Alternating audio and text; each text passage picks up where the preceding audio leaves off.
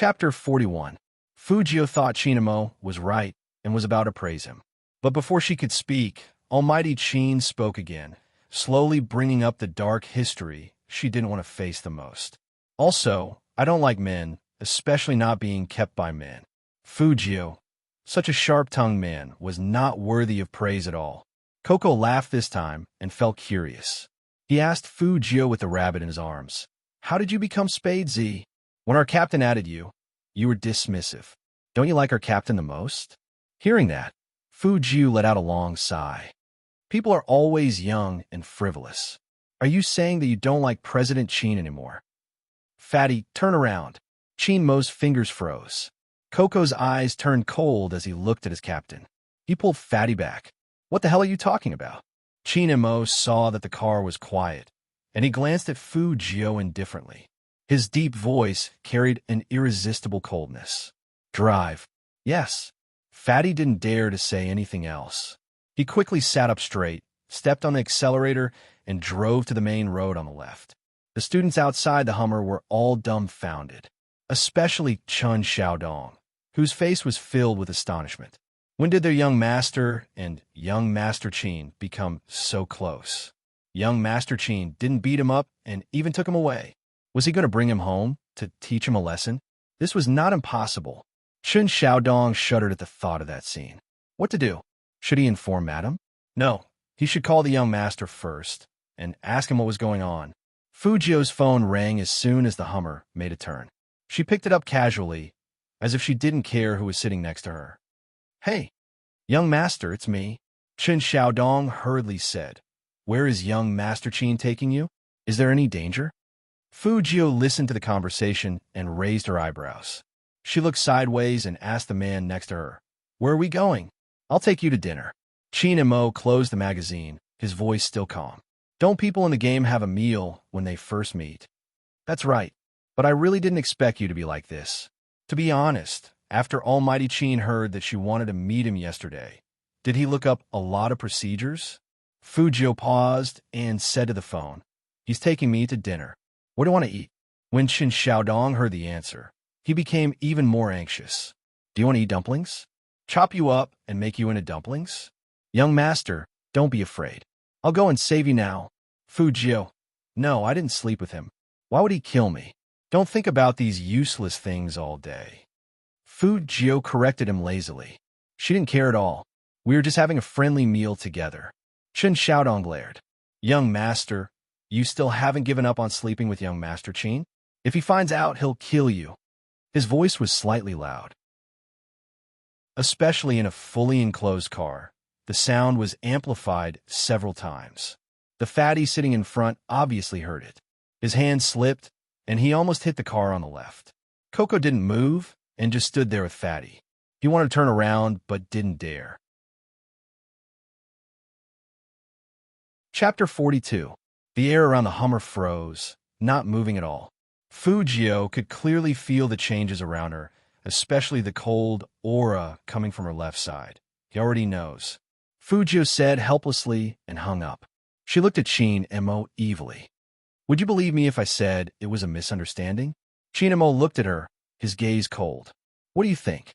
This is really a misunderstanding." In order to be more convincing, Fujio emphasized the last sentence. "You are so hard to sleep." Chinmo laughed. His thin lips were cold, and he ground his teeth hard. "I'm sorry, it's so hard to push me down. Should I lie flat and let you do whatever you want?" "If you want, that's fine too." Fujio's tone indicated that she was really considering it. As soon as he finished speaking, Fatty's feet twitched, and his speed increased by several notches. Coco was trying to shrink into nothing. Chinmo suddenly reached out his hand and pinched the face that made his teeth itch with hatred. He said in a deep voice, "Fujio, Fujio raised her eyebrows, raised her head, and looked at him in confusion. Her eyes were as beautiful as his cat's. It was mainly the fluffy silver-gray hair that gave Chinmo an illusion. "If you still want to eat, then talk less." Chinmo let go of his face. His fingertips could still feel the smooth touch. His eyes couldn't help but look out of the window. There wasn't any warmth in his voice. Qin Mo told himself that since he was Spade Z, he wouldn't throw this kid out of the car window who liked to generate electricity randomly. The place they ate at was a star-rated hotel, the most expensive place in Rivertown. The lights were dazzling and the decorations were luxurious. Hundreds of goblets of red wine hung from the ceiling. Even the waiter was dressed in a white shirt and black pants. He was very well-mannered. Seeing Qin Mo's car drive in, someone immediately went up to welcome him. However, that person was not a waiter, but the hotel lobby manager. President Qin, I've cleaned up the greenhouse on the top floor. Today's Australian lobsters are all fresh, and there's also Arctic shellfish. When Qin Mo heard the manager's words, he nodded and said, "Tell him what he wants to eat." The lobby manager paused and looked at Fu Jio hesitantly. It would have been fine if he hadn't seen it, but the moment he did, his heart nearly jumped out of his chest. Wasn't this the prodigal son of the Fu family? Every time he came to their hotel, he would always order a lot of things to show off his wealth and ask them to open a bottle of wine. In fact, he didn't even have that much money in his pocket. He was simply a nouveau riche that no one liked. Why was the CEO with him? He even wanted him to ask for the other party's opinion before ordering. Fujio knew what the manager was thinking just by looking at his face. After all, she was no stranger to this place. In the past, she often came here to eat. Presumably, the lobby manager also had a deep impression of her, and because of that pair of siblings, she became a refused customer. Lobster then. Fujio curled her lips into a smile, and her eyes emitted a faint light. Sure enough, he still liked expensive things. The lobby manager silently noted it down. Qin Mo, who was walking in front, tilted his head over, his voice faint. "Do you like lobsters?" Fujio nodded with the lollipop in her mouth. She didn't deny it. Qin Mo nodded and said to the people behind him, "Order 10 and give them all to him." Chapter 43. Yes. The manager found it very difficult to say this. Although he was surprised, he was good at reading people's expressions. When he raised his head again, his face was full of smiles. "Young Master Fu, what else would you like to eat? I'll ask them to serve it to you." "Young Master Fu?" Fujio paused and paused. "I don't like the title of Young Master Fu. It's easy to be mistaken. The other Young Master Fu comes here often, doesn't he?" The manager actually wanted to say that he couldn't be mistaken. That person was obviously very elegant and was also an excellent student. Anyone could tell that. But the CEO was here, so he couldn't say anything. He could only say hesitantly, Then, call me Lord Gio from now on." Fujio pulled out her lollipop with a skateboard under her arm and smiled domineeringly. The manager's smile froze. "What?" Fujio raised her eyebrows. "Manager Lee, you don't want to?" The manager glanced at the CEO's face. Qin Mo's eyes turned cold. "Fujio." Fujio looked up and blinked her left eye at Almighty Qin, who was very close to her. She looked very innocent, but she couldn't hide her hostility. "Don't be too arrogant." Qin Mo turned sideways and pressed her head with one hand. He lowered his voice, and his irresistible breath landed on Fujio's left ear. He said in a magnetic and domineering voice, "This is my territory." Fujio's heart sank. That's right. The manager raised his head and was about to snort. But his CEO turned his gaze over again, and his eyes were cold. "Manager Lee, you can call him whatever he wants you to call him. Don't make me teach you how to treat customers." This was completely different from what he expected. Shouldn't the CEO just tell that nouveau riche to get lost? Why was he supporting him? The manager froze again. Then, Qin Mo lifted his eyelids, put his left hand into his pocket, and said arrogantly, "Call for someone." The manager trembled and immediately lowered his head. "Lord Gio, go and serve the lobster." Fu Jiu nodded at him. The manager cursed in his heart, a dog relying on its master's power. Fu Jiu looked at his unwilling back, and the corner of her mouth curled up coldly. This time, Qin Mo lost his patience and pulled her over. According to Almighty Qin's style, he never liked physical contact with people. So, he was tugging at Fu Jio's school uniform. Just like that, Almighty Qin dragged Fu Jio to the top floor like a cart. Both Coco and Fatty felt that Spade Z was able to survive until now because of his gaming skills. Otherwise, the CEO wouldn't have dragged him to the top floor, but directly thrown him out of the hotel. But even so, the CEO was very tolerant of this kid. She even touched his head just now. This was something that had never happened before. Fujio didn't mind being dragged around by Almighty Chin. She had a great time today anyway. However, I can't finish so many lobsters. Fujio looked at the table full of Australian lobsters and felt a little melancholy. Chin Mo tilted his head and lit a cigarette, his expression indifferent. If you can't finish it, bring it back. You could take it away? She didn't expect Almighty Chin to be so considerate. Fujio just erased the image of an inhuman tyrant from her mind. Then she heard Chin Mo say, "Go catch 2 live ones for young Master Gio. Let him finish all of them." Fujio. Chapter 44. No one dared to disobey Chin Mo's words. Not just in the hotel owned by the Chin Group, but in the entire Jiang City. Whatever he said, there would be people who would do it immediately. Soon, the waiter brought in 2 lobsters in bamboo cages. Each lobster was huge, and the pincers were still moving. Fujio watched from the side, and she suddenly felt that the rest of the lobsters were even harder to swallow. This man was doing this on purpose. Couldn't they have a happy game meetup? CEO, Chin. The waiter raised the bamboo cages respectfully so that their CEO could see the quality of the lobsters better. Chin Mo still had a cigarette between his slender fingers, and he glanced over there indifferently. "Give it to your Lord Gio." "Your Lord Gio." Fujio held a big pincer in her mouth and took a big bite. Chin Mo looked at the young man's slightly depressed face. Under the shocked gazes of others, he reached out his hand and touched that fluffy head. With a faint smile, there was a deep sense of oppression. "Eat slowly. If it's not enough, you can ask for more."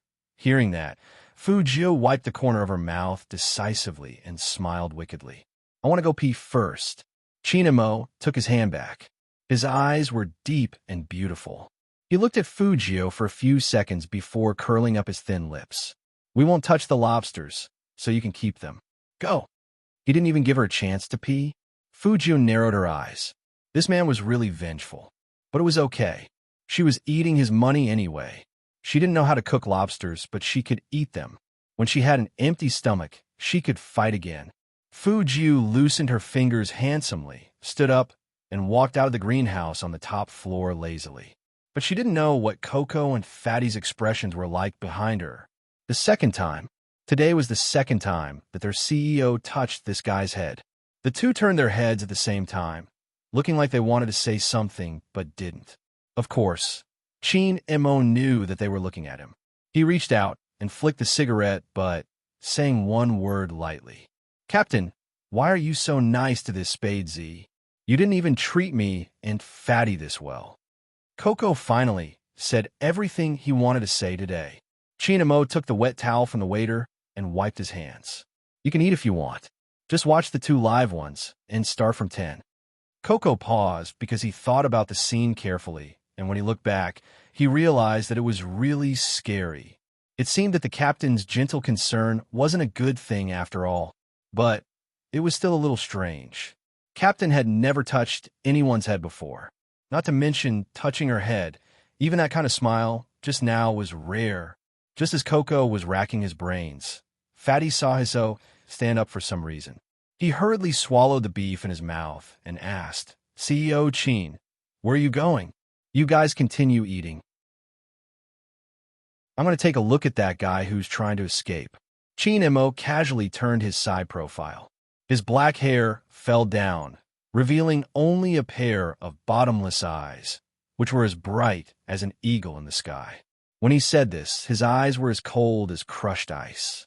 It was fine that he escaped once, but how could he let him escape again in front of him? The hotel's bathroom was built at the corner of every floor.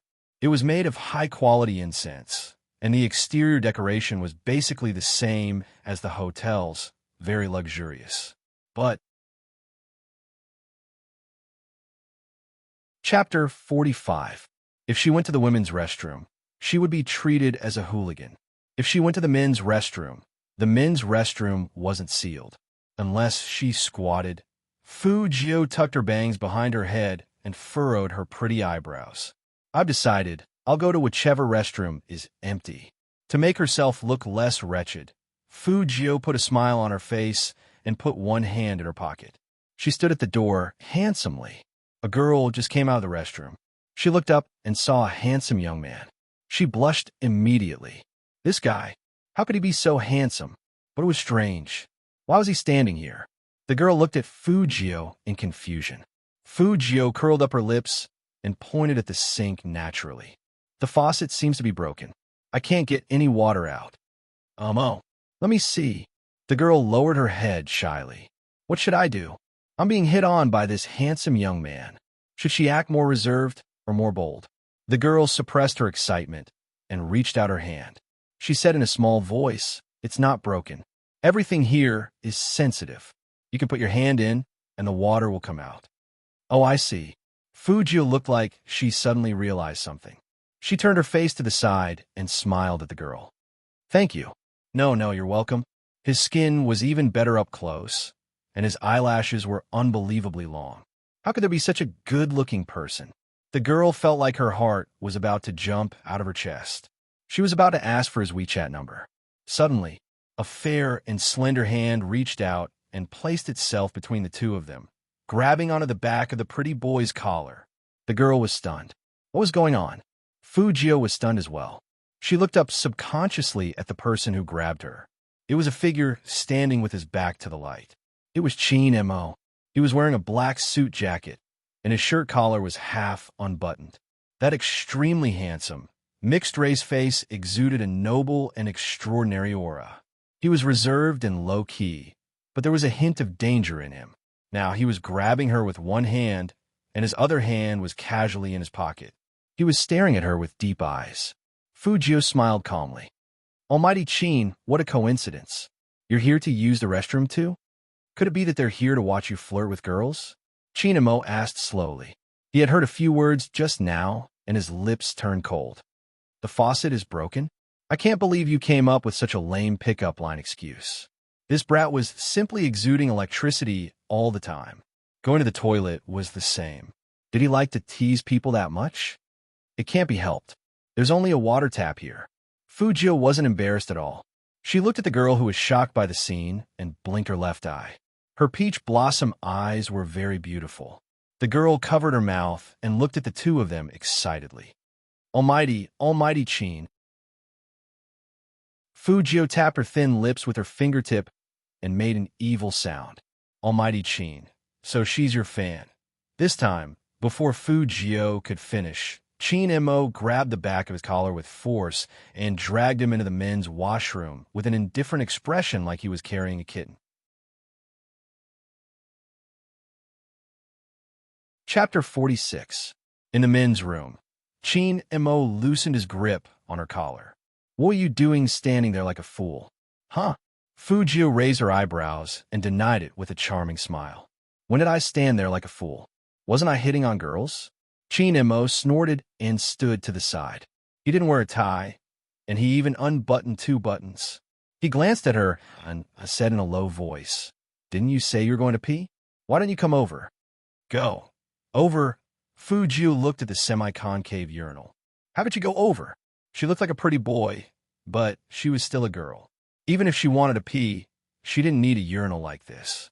Maybe it was because too much time had passed. Chin-mo also sensed something. He suddenly walked over to Fujio, lowered his head, and stared at her with sparkling eyes. His voice was very calm. I checked that game meetups require us to drink and eat together. It seemed that Almighty Chin was seriously inviting her to pee with him. Game meetups were really troublesome. But how could she pee? She couldn't take out that thing? Fujio tilted her head and thought for a moment. Suddenly, she looked up, pressed the man's chest, and pushed him against the wall. She raised her left hand and placed it on the pale white wall behind Chin-mo. That posture was as cool as flowing water. Then, she leaned over and breathed into Chin-mo's ear. In fact, during a game meetup, you can even take off your partner's pants. Almighty Chin, Do you want to try? Chin Mo's body stiffened at first, and when he realized what she said, his handsome face instantly turned frighteningly cold. He looked at the person in front of him and called out his name word by word. Fu Jio. Huh? Fu Jio was still smiling, and her right hand was about to help him unbutton his pants. Don't be shy. We're all men, so we have to go through this process. If we don't compare the size of that thing, how will we know who's better, right? Chin and Mo couldn't take it anymore. He reached out and grabbed the wrist that made him clench his teeth. He pursed his lips tightly, and his eyes were filled with murderous intent. Do you want to die? No, I'm just expressing my friendliness. Almighty Chin treated me to so many lobsters, so of course I have to return the favor. We're all brothers, so don't be so formal. Fu Jio was still blinking. She leaned over and got closer to him. That beautiful silhouette became clearer and clearer. Her skin was so fair and tender that even the fine hair could be seen. Her body temperature was so close that it was killing her. Chin Mo looked at him viciously. He couldn't suppress the urge to strangle him. Swoosh! With a backhand, she pinned him to the wall and said in an extremely cold voice, "If you touch me again, I'll tear off your claws." Fu Jio didn't mind being pressed down by him. She turned around and smiled brightly at him. Almighty Chin is so pure. Don't tell me you're still a virgin. That lazy look and silver hair really did look like his cat. They both didn't know what was good for them. Chin Mo took a deep breath, reached out his hand, and pinched the young man's chin. Every word he said was vicious. Be good. Don't force me to kill you. Do you understand? Fu Jio coaxed in a low voice. Don't be angry. We're good friends. Chin Mo sneered, pushed him away, and fixed his messy collar. Don't use your flirting tone to flirt with me. Pee yourself and get back here.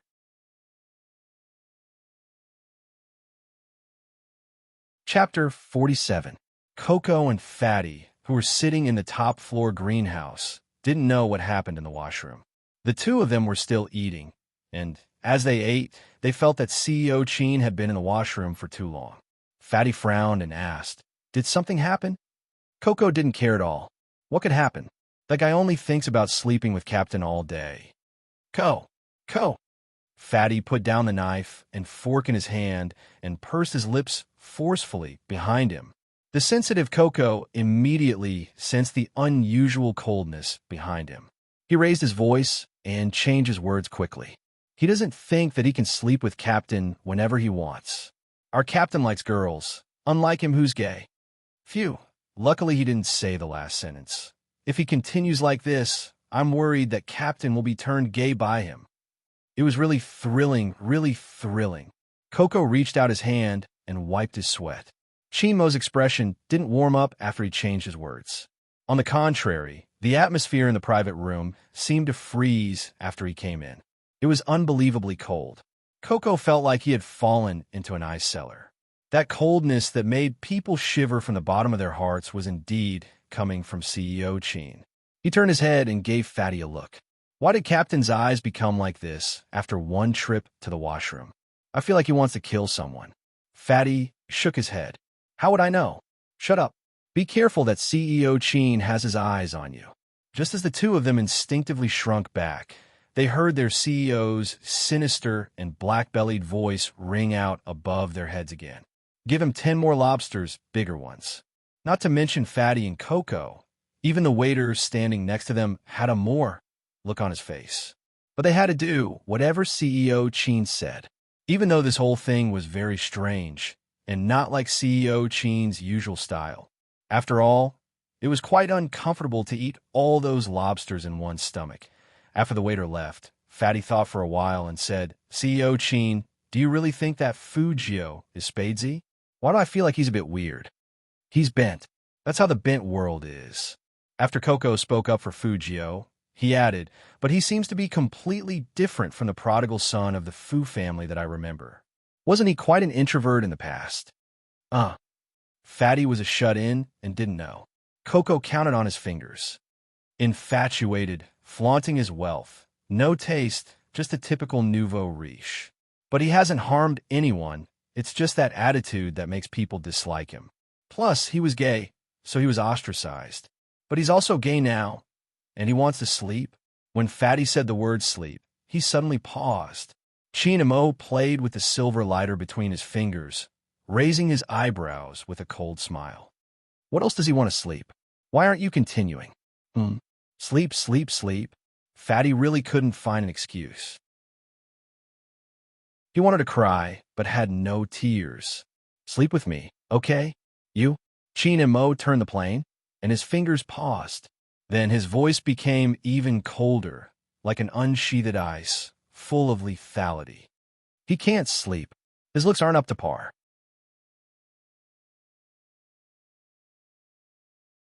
Chapter 48. In order to save Fatty, Coco asked, Captain, should we try that Fugio? There's no need to try. Chinamo tilted his head and said lightly, without any emotion in his voice, It's him. There was no other person who had this trait that made him want to strangle him to death just by looking at him. Fatty frowned. I really don't understand why Spadesy suddenly asked to meet him. Could it be that he was playing games to get closer to the CEO? Is that why he wants to meet him? After he finished speaking, Fatty deliberately looked at his CEO. Phew. Fortunately, his CEO was rational and didn't seem to reject his idea. However, Coco seemed to have thought of something and suddenly sat up straight. No, it's not to get closer to the captain. If it was such a simple reason, he wouldn't have rejected the captain when he added him. Isn't our team recruiting new people recently? Many companies want to send people to the corporation, but there seems to be a problem with Madame Fu's side. All the players have been poached, and now she can't even submit the most basic list. If this continues, her company will definitely go bankrupt. You're saying that Spade Z wants to meet the CEO because of this? Fatty said and glanced at Chinamo again. But this time he didn't know if it was his illusion, but the CEO's lighter in his hand actually paused for a moment. However, Chinamo didn't say anything. He lifted his jade-like fingers and took the wine glass from the table. He swirled it back and forth twice. His deep eyes were a little cold. So the reason he wanted to see him was because of this. After Fugio finished filling the tub, she found that there were 10 more crayfish in front of her seat. In fact, the table they were eating at wasn't small. It was the kind of luxurious presidential table that could seat 12 people. Now the entire table was filled with crayfish. Almighty Chin and the others' food only took up a little bit of space. Was he trying to make her die from overeating? Fugio looked up at Chinamo, feeling very melancholy. Why didn't the strategy guide teach the Almighty that he should be reserved and tolerant when meeting a game friend for the first time? Even if you're rich, you shouldn't waste it like this. This isn't a crayfish that costs 10 renminbi. This is an Australian crayfish. When a man saw the silver-haired young man grumble gloomily, as if he was complaining about something, he chuckled softly. Then he took out a cigarette and bit it between his thin lips. He tilted his head and lit it. Then he raised his chin. It's all yours. Eat it. Okay. Fugio also smiled. It was a little evil. So what if he ate? He wasn't the one paying anyway. However, why did Almighty Chin look even colder than before? She didn't really take off his pants, so he didn't have to sneer at her, right? Could it be that something had happened while she was gone? Fugio pondered for a while, but couldn't figure out anything. She ate a lot of lobsters and was very full, but she was still satisfied. As long as she could meet him once, she wouldn't have to disguise herself when she participated in the competition. She wouldn't have to worry about Chinamo checking on her at all times. To be honest, this was the first time she had encountered such a difficult opponent. He even deduced that she liked to eat lollipops. If he continued to investigate, who knew what he might find out? Right now, she couldn't afford to be investigated by Chinamo.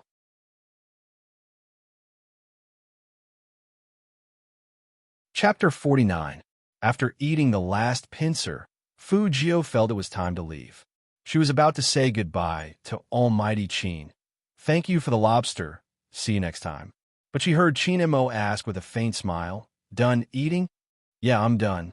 Fugio nodded. She was in a good mood. Not bad. Almighty Chin had learned how to make small talk with people. It turned out that the gay meetup strategy was useful. Chinamo chuckled. A cold glint flashed across his eyes when he saw how lazy he was. He lifted his finger. The waiter immediately handed over the menu with both hands. Chin Mo glanced at the waiter. Go get the bill. The waiter was confused. Didn't the CEO need to pay for meals? Coco and Fatty didn't understand what was going on either. But they heard their CEO say calmly, Give it to your Lord Gio. He's treating us today. Coco, Fatty, Fujio, even the waiter. Fujio's reaction was the most direct. Her eyes, which were about to flirt with Chin Mo, twitched. When did this meal become her treat? And wasn't this hotel owned by Chin? Almighty, I remember this is your family's business. Are you sure you want me to treat you? Where's your demeanor? Fujio raised her eyebrows. Coco and Fatty were a little embarrassed by their conversation. After all, their CEO had never asked anyone to treat them, not to mention at his own hotel. The waiters standing at the side also looked at each other and didn't move forward. Chinamo looked at Fujio's beautiful peach blossom eyes and said faintly, I only treat people like this when I'm close to them. Fujio, this man was doing it on purpose. He was using her words to shut her up. She had only breathed into his ear. How would he treat her like this? She only had 5,000 yuan on her, and it was earned from playing games. At most, she could pay for 5 lobsters. How did the game meet-up course teach people? Almighty Chin, if you keep being so vengeful, you won't be able to get a girlfriend, let alone a good friend. What? You don't want to treat me? Chin Mo raised the teacup in his hand. He didn't drink it. Through the mist, his eyes shone. Didn't you say we have a good relationship? Fujiu leaned back and said straightforwardly, It's not that I don't want to, but I don't have the money. You don't have money? Coco's tone was a little high, as if he didn't believe it at all. How is that possible? Fujiu laughed. Why not? Someone thought I was embarrassing and was afraid of offending young Master Chin. So he removed my name from the Fu family. You should know about this. Coco did know about it. After all, his family had some business dealings with the Fu family. This matter caused quite a stir. His dad also said that no matter how bad Fujio was, his old man shouldn't have treated the one he was raising outside as his own. He even cut off Fujio and his mother's financial support. That third was even worse. He took the opportunity to poach people. He was basically forcing He Honghua to her death. For a moment, Coco didn't know what to say. He turned his head and looked at his CEO, but before Chin Mo could speak.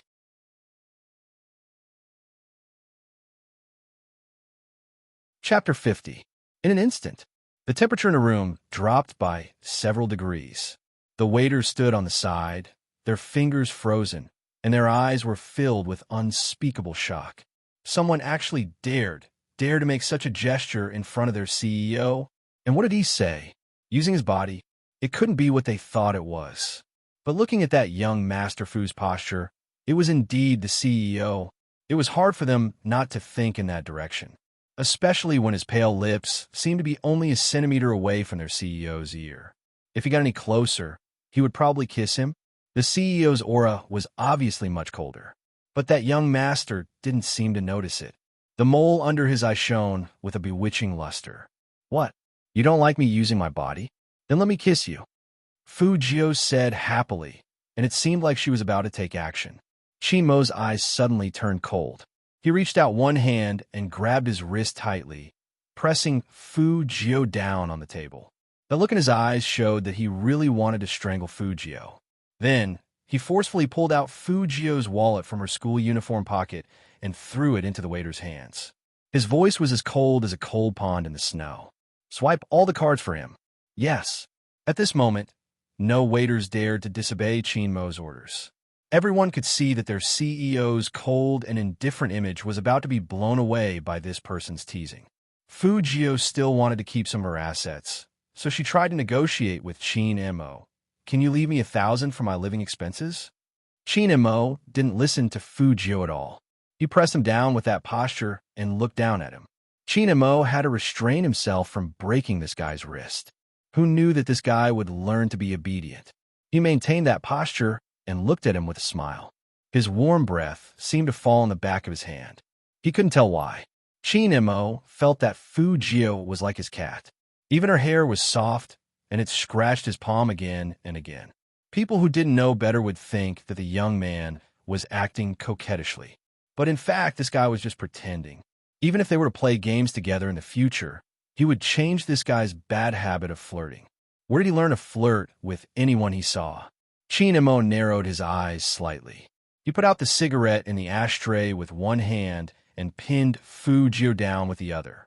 He was still wearing a suit jacket, and a lock of black hair fell down with his movements.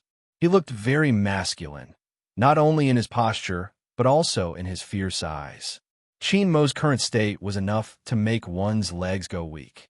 No wonder his fans called him Almighty Chin. Too handsome. So cool.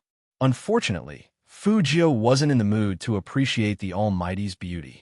After all, her card was about to be used up, and this was simply bad news for a hacker who had just saved some money for her computer. President Chin. The waiter walked over with sweat on his forehead and raised the card with both hands. A total of 26,580 yuan has been spent. Lord Zhou's card only has 5,000 yuan, which has been used up. Chinemo nodded faintly. Fujio thought that this was the end of it. After all, the money in her card was gone. What else could she do?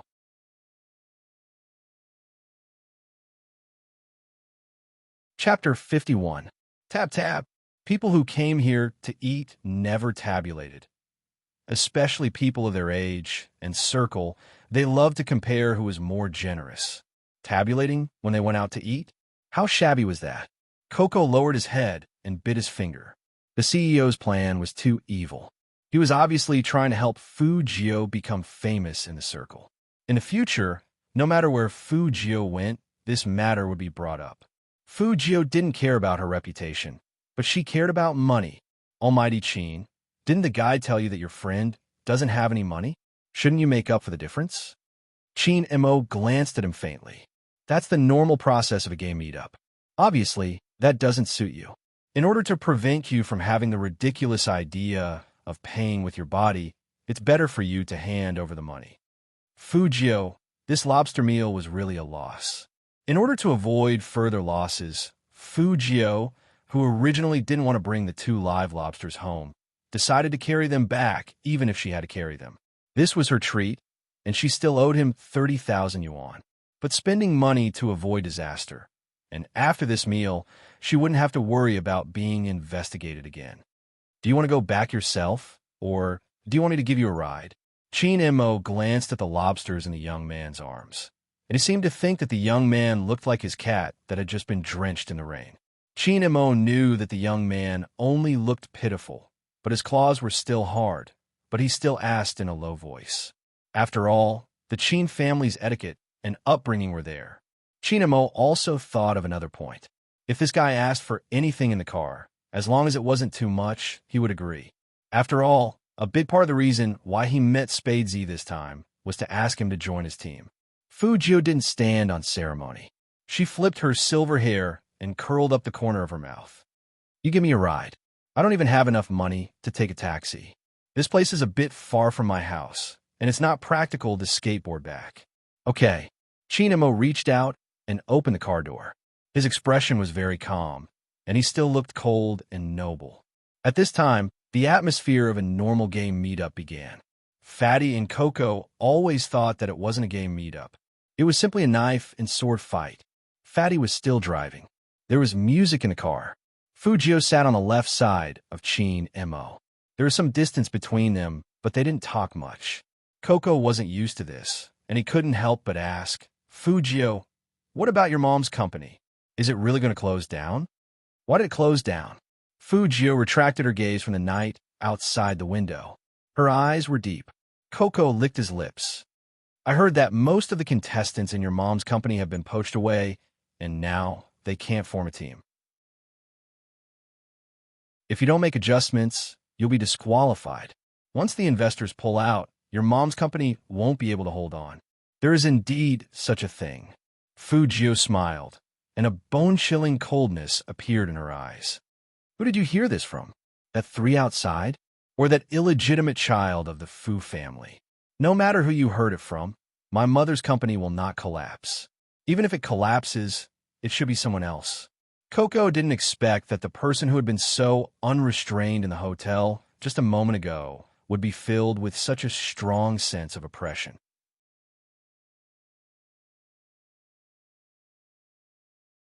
Chapter 52. Chinamo also looked over at Fujio. That pair of deep eyes made it impossible to see through his emotions. President Chin, we've arrived at the Fu mansion. Fatty stopped the car. Chin-mo glanced at Fujio again. Fujio was still holding 2 live lobsters in her arms. She raised her head and smiled at him.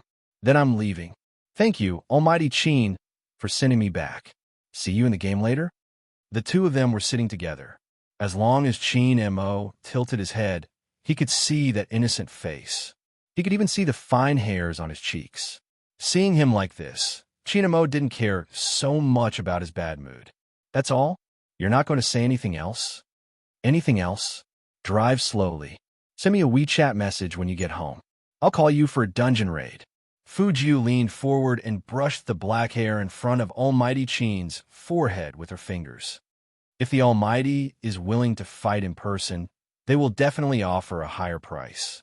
Originally, Chin-mo wanted to say, if you're here because of your family's company, I can help you solve it. But he didn't expect that this guy would only be quiet for a minute before he started to court death here again. Chin-mo took a deep breath, narrowing his eyes. His chest rose and fell, and his voice was low. The words seemed to be squeezed out from between his teeth. Scram. Angry again? Fujio glared at him and then burst into laughter. She raised her hands and rubbed Chin-mo's hair. Almighty, don't be so cool all the time. Be more amiable. After all, this is the first time we've met. Don't leave on bad terms. Yeah, you look better this way. Coco and Fatty sat in front of the car, not daring to look back. What was that brat doing? Rub the CEO, Captain's head. Have you ever heard of plucking feathers from tiger's head? This was the same logic. The CEO probably wanted to tear him into pieces this time. Chin-mo had never been rubbed on the head before. His fingers loosened, and tightened again. Finally, he couldn't take it anymore. He pushed open the car door and threw the smiling young man out. Drive. 2 very cold words, without a trace of warmth. Fatty's body trembled. Without saying a word, he immediately stepped on the accelerator. He was afraid that if he stayed any longer, his CEO wouldn't be able to control himself and fight with Spadesy. Fujio, on the other hand, was very happy. She curled her thin lips and waved at the rearview mirror with a bright smile. Almighty Chin, who was dazzled by such a smile, snorted coldly and turned his head away. Fujio raised her eyebrows. Avoid her? But she still had ways to harass him. He lowered his head and sent a WeChat message over. Guru, remember to log on when you get home. Let old driver carry you through the dungeon. Chin-mo held his chin and swiped open the message.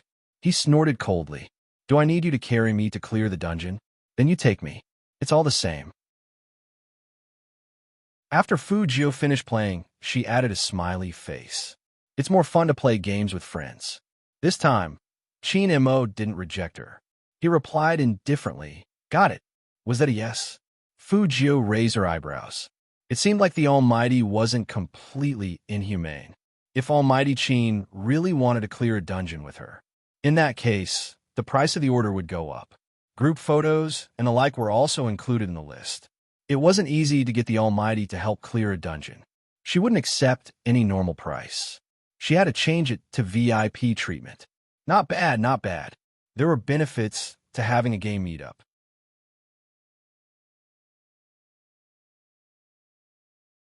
Chapter 53. Thinking of this, Fujio's gloominess was swept away, and even the lobster in her arms didn't look so disgusting anymore. How much money the Almighty had cheated her today, she would earn it back from him. 2 words, fairness. At this moment, Chin-mo's deep eyes were still looking at the few WeChat messages on his phone. His expression was complicated and hard to understand. He thought the young man would talk about something, but the young man didn't mention a word. Coco looked back at him and said hesitantly, It seems like Fujio didn't come to find Captain because of his family. But it's hard to accept that he changed so much all of a sudden. Was he acting in order to get close to Captain in the past? Maybe he knew that Captain liked well-behaved girls before, and now that he doesn't need to act anymore, he released himself? Chin Mo glanced at the blinking WeChat profile picture again, and his expression was indifferent. Acting? Is this something a stupid person like him can come up with? Hearing that, Coco's mouth twitched. Captain, although Fujio wasn't that smart before, he was very smart now. Maybe he was really acting. But if he was acting, there was no need to tell them that he was Spade Z. Thinking about it this way, he felt that he overestimated Spade Z's ability to read people's expressions. If he really knew how to act, Fujio wouldn't have flirted with the CEO so much that he wanted to kill him. Then why did he change so much? Was it because his family had changed? Coco was very confused. As long as he keeps acting like this, we don't need to care about him. Chin Mo tilted his head and closed his eyes, as if he was taking a nap. His black hair was messy because he had just been rubbed, but he still felt that there was something on his head, so he uncomfortably rubbed it with his fingers. Coco and Fatty froze when they heard that. Keep acting like this. What kind of flirting with the CEO? Coco lowered his head and bit the rabbit's ear. Captain was really indulging that Spade Z. At night, Chun Xiaodong was still standing at the door, looking around on his tiptoes. He was very anxious, but young master didn't reply to his messages. He only said, he already knows now. Then he hung up. Chun Xiaodong's heart skipped a beat. He already knows now. What did that mean? Did it mean that young master already knew that young master wanted to sleep with him? Wouldn't the young master never be able to return? Chun Xiaodong's eyes widened as he stood up. No, he had to think of something. How about breaking into the military compound? The Qin family seemed to be in there. Just as Chun Xiaodong was hopping with worry, Fu Jiu patted him on the shoulder from behind. What are you doing standing here in the middle of the night? Young master. Chun Xiaodong's eyes lit up. Young master, who came back alive? Young master, have you been beaten up somewhere? Don't worry, just tell me. I'll go get the medicine for you. Fu Jiu listened to his explanation and rubbed her temples. Why do you always want me to get beaten up? Look carefully, I don't have any injuries on my body. Only then did Chun Xiaodong notice that there was indeed nothing wrong with his young master. Instead, that handsome face was tinged with a layer of red, as if he had eaten to his heart's content. He was even holding 2 live Australian lobsters in his arms.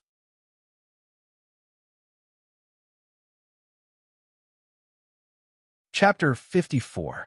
Jiang City wasn't near the sea, so a pair of Australian lobsters like this would be worth a lot of money, even if they were dead, let alone alive. Didn't young master run out of money recently? How'd he get these things? Almighty Qin gave them to me. After Fu Jiu said that, she threw the lobster into his arms. Find a bucket and let Aunt Lin keep it. Cook it when my mom comes back. Qin, young master Qin, gave him lobsters? Chun Xiaodong's eyes widened, and he suddenly felt that the thing in his hands was as heavy as gold. Was the relationship between young master and young master Qin good enough for young master Qin to give him a gift? This was something he had never seen before in his life. One had to know that when young master first confessed to young master Qin almost asked someone to crush young master with one hand. Now, he was giving young master a gift, but giving lobsters as a gift. Wasn't that a little too weird? Almighty Qin's world wasn't something mortals like them could understand. Wait, young master, where are you going? Chun Xiaodong couldn't help but ask when he saw Fu Jiu going upstairs. Before Fu Jiu closed the door, she only said one thing to him. Get on the game and flirt with the Almighty. Chun Xiaodong and Aunt Lin, who had just walked out, both felt that their young master was a little obsessed recently. He actually began to fight with the computer without eating or sleeping for a man. But they knew their young master's skills better than anyone else, and he didn't even know how to operate his character in the game. Ever since Madame started her company, they knew that their young master was terrible at playing with netizens. Such a young master actually took the opportunity to hook up with Almighty Qin in the game. One had to admit that sometimes, when people got lucky, it was quite shocking. Aunt Lin didn't cook those 2 lobsters. She didn't dare to touch them when she heard that they were gifts from young Master Qin. She carefully got a small wooden bucket, put some seaweed in it, and sent it upstairs for her young master to keep as a pet. When Fu Jiu came out of the shower, the first thing she saw were the 2 lobsters baring their fangs at her. She casually picked one up and looked around. Then, She took a photo with her phone and sent it to Chin and Mo. I'm using my new pet lobster to summon my teammate, Almighty Chin. The photo was taken with Fujio's body turned sideways. She didn't even notice that when the photo was posted, her collarbone could be vaguely seen through her loose pajamas. Chin and Mo unlocked his phone and glanced at the photo. His gaze swept over the youngster's fair and delicate collarbone. His gaze paused, and he frowned as he replied, his voice a little cold. Don't send such a photo in the future. Such a picture? What was wrong with the photo she sent? Fujiu looked at the thing in her hand. Wasn't it just a lobster? And he, Almighty Chin, personally gave it to her. Forget it. Talking was more important. Are you playing online? Fujiu sent a voice message while turning on the computer case. When Chin and Mo heard it, the sound was very clear. Was this guy using such a lousy machine to play games? Wait for me at the bridge of helplessness. Of course, Fujiu wouldn't refuse. She quickly logged into her account and teleported her character to the side of the bridge of helplessness. Ding! Something seemed to have been sent over. Your friend Chin Mo has gifted you 99,999 game gold coins. Do you accept? This wasn't the end of it. Another message came over right after.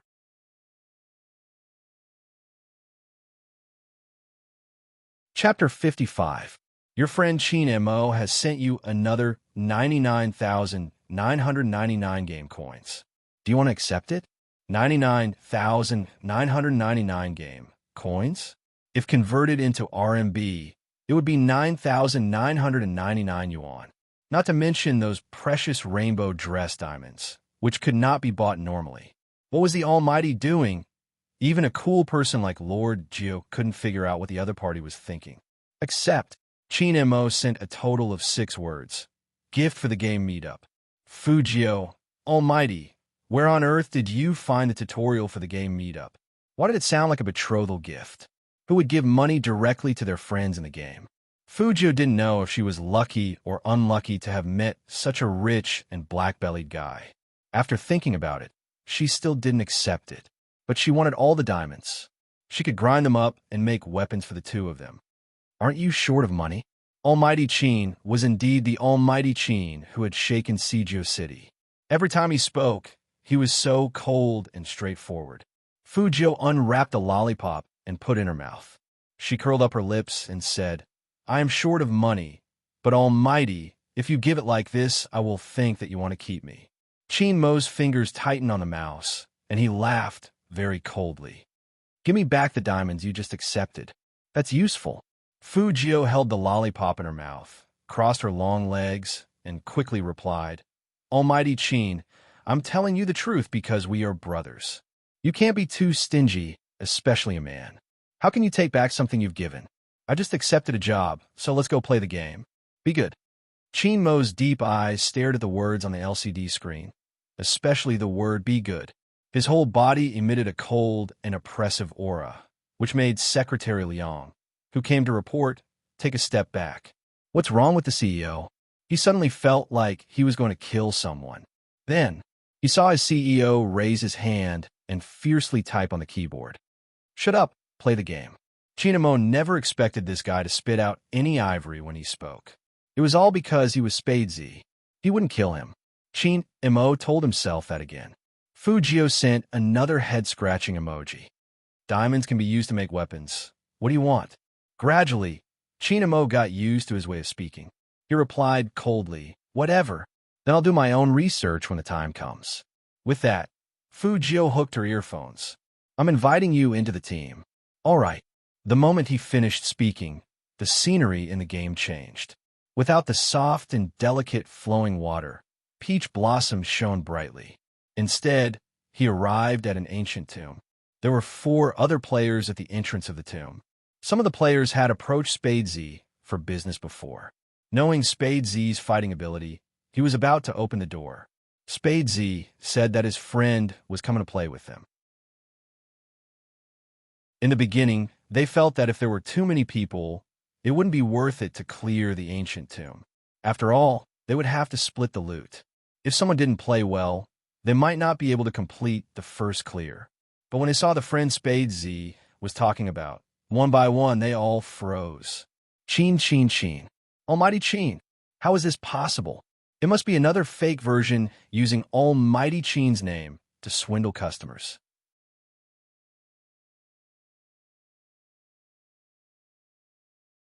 Chapter 56. The four players looked at each other at the same time, and then looked at Cheen Mo in horror. Max level complete data. What was even more dazzling was his shining PK ranking. Number 1. This was definitely Almighty Cheen. They saw Almighty Cheen in real life, petrified, excited, and excited.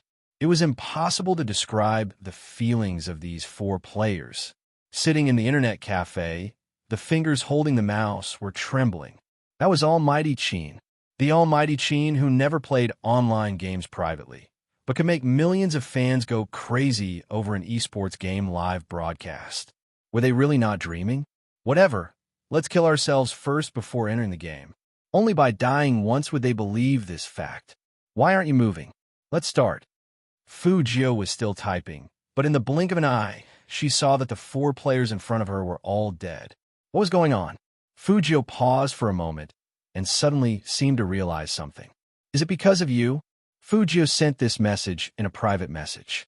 Cheen Mo used one hand to reply. I haven't played many amateur online games. I only play in professional leagues, so I'm not sure. You haven't come in to clear a dungeon? Fujio was shocked. Cheen Mo replied indifferently. I haven't done it privately, but 3 times when the company needs it for publicity. According to Fujio's understanding of the Almighty, his words meant that he had only cleared a dungeon 3 times since he started playing games, and each time it was for a live broadcast. No wonder they died. They were all scared by you, Almighty. Fujio raised her eyebrows and typed quickly. Then, aren't you lonely when you play games? Great. I'm here, and I'll make you rich. Cheen Mo didn't care about him at all. This guy was the type of person who would take advantage of others, and the more he talked to him, the more attractive he would be. It was best to ignore him. But surprisingly, he was a little more pleasing to the eye than the others. With this thought, Cheen Mo tilted his head and lit a cigarette. He sat on the big leather chair, and the stars behind him filled the sky. The lights of the whole city seemed to become his background at that moment. Secretary Liang bent down to pass the coffee to him. He was wearing pure white gloves. Their CEO had always been a neat freak, and he couldn't ignore the details. He really wanted to look at the screen and see who CEO was talking to. Usually, at this time, the CEO would be reading the financial news. Why would he be playing games? Who was on the other side of the computer? Last time, he had asked the president to stop the meeting halfway. This time, the CEO adjusted the office hours. She was definitely a little demon. Otherwise, why would the CEO play games instead of doing his job? However, he was very curious about who this little demon was. It was as if there was a claw scratching at his heart. However, the CEO didn't want him to know anything. How was he going to report this to his boss and madam? Secretary Liang. Cheen Mo extinguished his cigarette and lifted his coffee. He looked at him coldly. Remember who you belong to. Now, close the door and get out. Secretary Liang shuddered. He braced himself and answered, yes. Why was the CEO's aura even more oppressive than the boss's? Wasn't he still a student? No wonder the CEO's fans called him Almighty Cheen. He was the reincarnation of a tyrant. Speaking of which, for someone to be so unafraid of the CEO, he was really brave.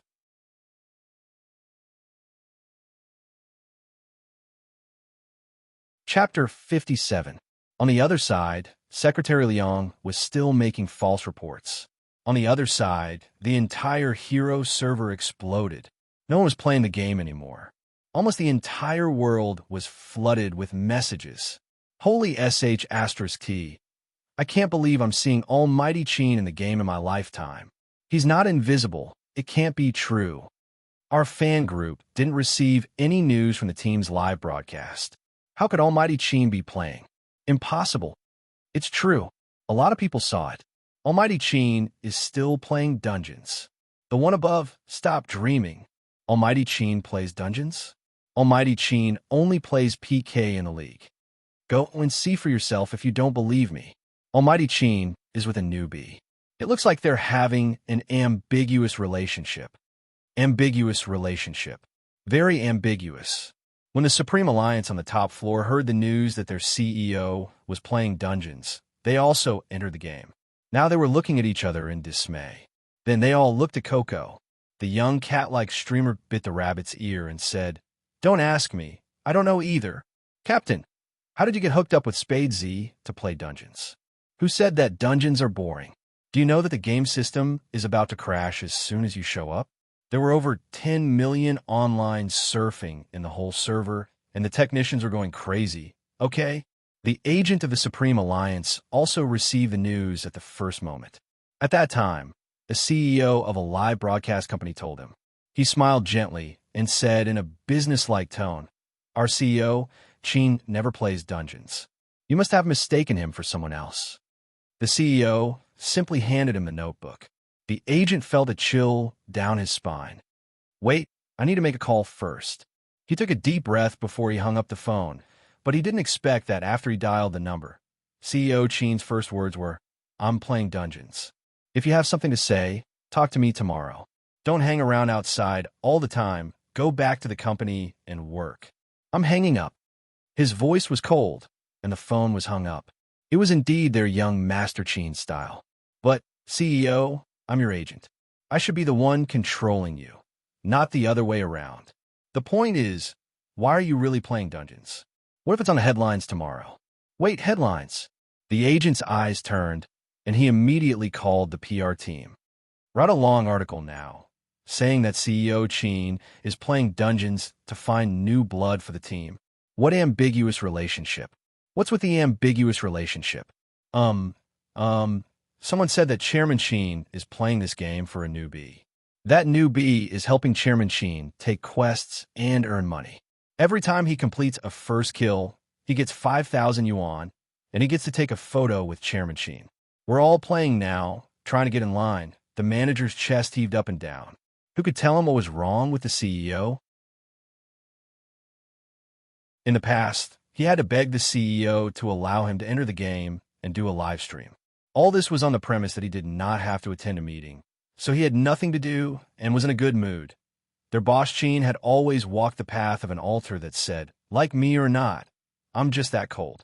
How could he help someone get a first clear for just $5,000? "President, if money could move you, why didn't you tell me earlier?" The agent was extremely distressed. Her expression immediately changed as she asked, "Which area is CEO Chin in?" What?" The agent snorted coldly. "I want to hire him to help me clear the dungeons too."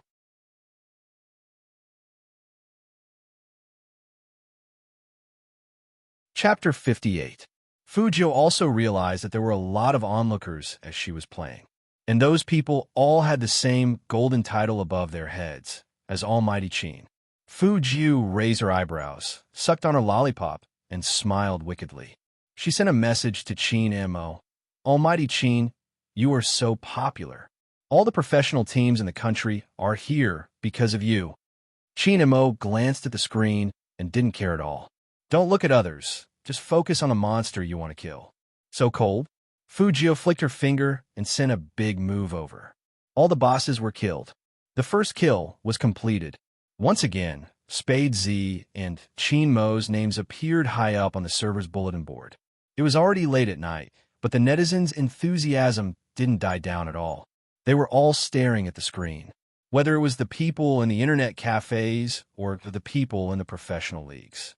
They crazily bought orders again and again, hoping that Spadesy would take their orders. Fujio saw this scene, and her eyes flashed. She smiled wickedly and sent a message. "Last order tonight, the highest bidder wins." Last order? The agent thought to himself. It wasn't easy to get a chance to enslave the CEO, and he wouldn't give it to anyone else. So he made a decisive bid. He raised the price to 10,000 in one go. There was never a lack of rich people in the game. Who didn't want to be in close contact with their idol? It was just money. In an instant, the game's page was filled with bids. The price went from 5,000 to 50,000. Fujio crossed her long legs, and her silver hair stood up because she was wearing headphones. She watched the price go up, and she accidentally sent the truth to Chinamo. Almighty, why do I feel like you are auctioning off your first time? Haha. Fujio. Even through the screen, Fujio could feel the viciousness of the man's clenching teeth. If you don't shut up, I'll kick you out with your computer. Chinmo's eyes were gloomy, and his slender fingers held the mouse tightly. He tried his best to suppress the anger in his heart, but he couldn't hold it in anymore and still sent the message. This was what Secretary Liang saw when he came in. She glanced over at Chin Mo before retreating quickly. So scary. The demonized CEO. He only went out to make 2 phone calls and report the information. How did the CEO's eyes become so bloodthirsty? He felt that no matter who went in now, the CEO would be able to crush that person's neck. So scary. People in love can be so unreasonable. A second ago, he was still smiling, and the next second he was about to kill. Unable to hold it in any longer, Secretary Liang made another call. Hello, madam? Yes, it's me. I think the CEO quarreled with the other party. Yes, that's right. It's the kind of quarrel between a couple. In fact, after Fujio sent that message, she also felt that it was inappropriate. After all, she could earn so much money because of Almighty Chin. After some thought, he sent another line of words.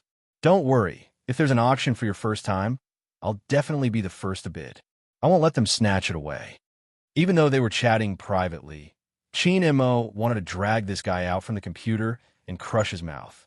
Apart from being good at playing games, this guy was basically asking people to kill him at any moment.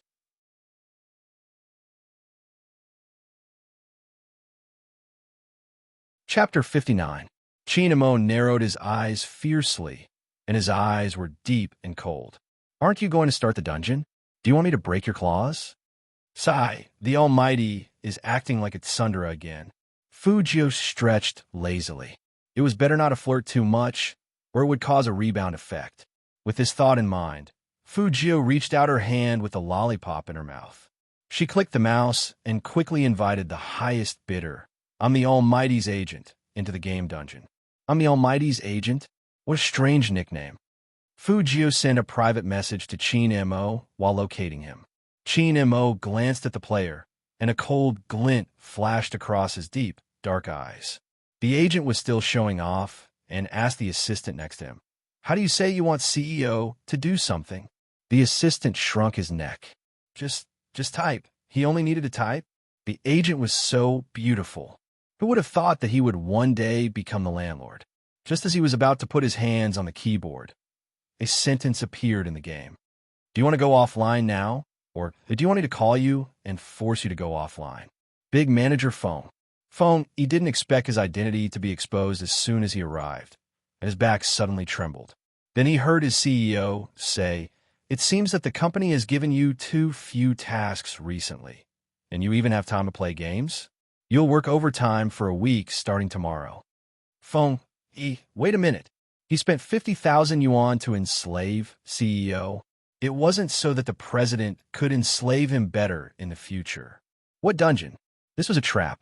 He must have a hole in his brain to think of taking the opportunity to enslave CEO. Didn't he say that he could play as long as he paid? Liar. He was about to cry. 50,000 yuan, and all he got was the pleasure of being abused. Sure enough, he shouldn't have provoked CEO. But that Spade Z's movements were so cool. One move to kill them all. And he still had time to type with CEO? Wait a minute. He could actually coordinate perfectly with CEO's movements? No one could keep up with CEO's gaming speed. This was definitely an expert among experts. Feng Yi's blood was boiling. He stood up from the sofa with a bang, grabbed his assistant, and pointed at the screen. This Spadesy, I don't care how you do it. Find out everything about him, whether he's a man or a woman, if he has a boyfriend or girlfriend, how old he is, where he's from, and what's his occupation. I want to see his photo on my desk tomorrow. President Fu. Why do you want his photo? The assistant was confused. Could it be that the vice president had become stupid after spending 50,000 yuan? Feng Yi's eyes sparkled.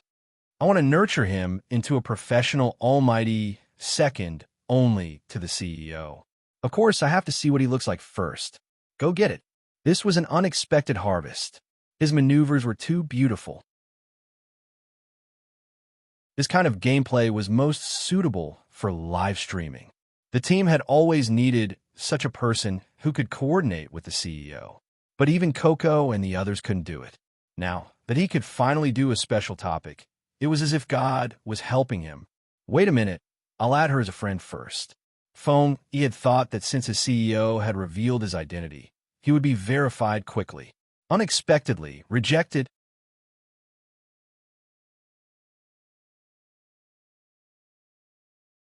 Chapter 60. Phone, he didn't believe it, so he kept pressing the friend button. But as soon as the game was over and the loot was distributed, he was kicked out. Kicked out. Fujio had a habit of never adding friends when she was playing games. Even the addition of Almighty Chin was a surprise. How could she add another person? Of course, she rejected him.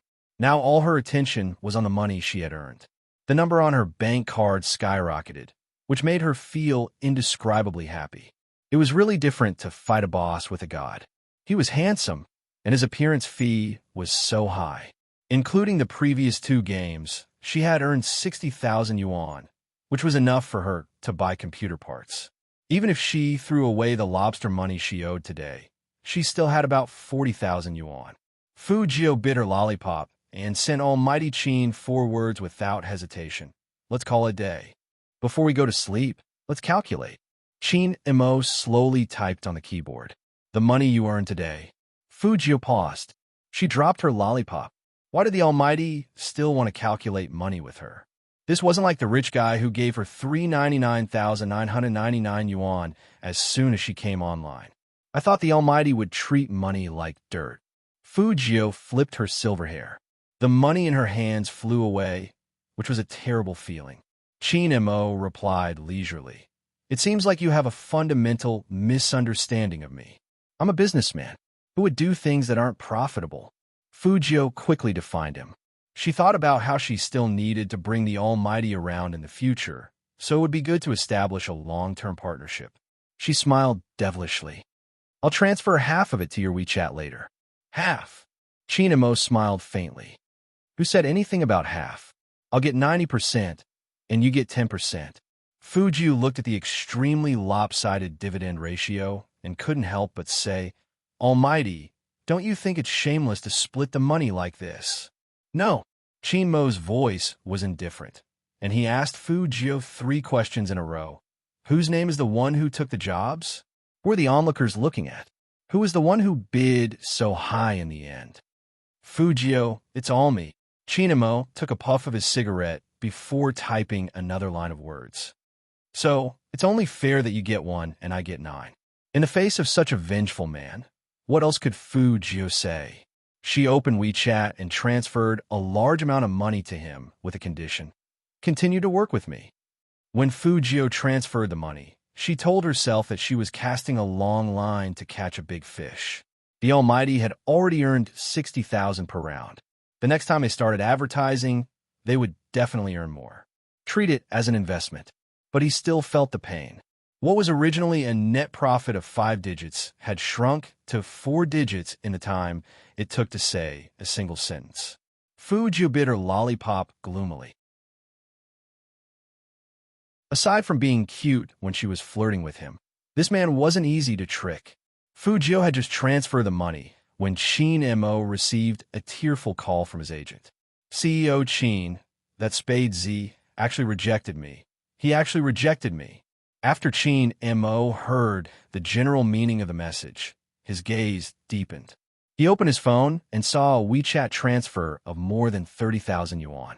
That guy must have been very reluctant when he transferred the money. Just like today, when he had to pay the bill at the hotel.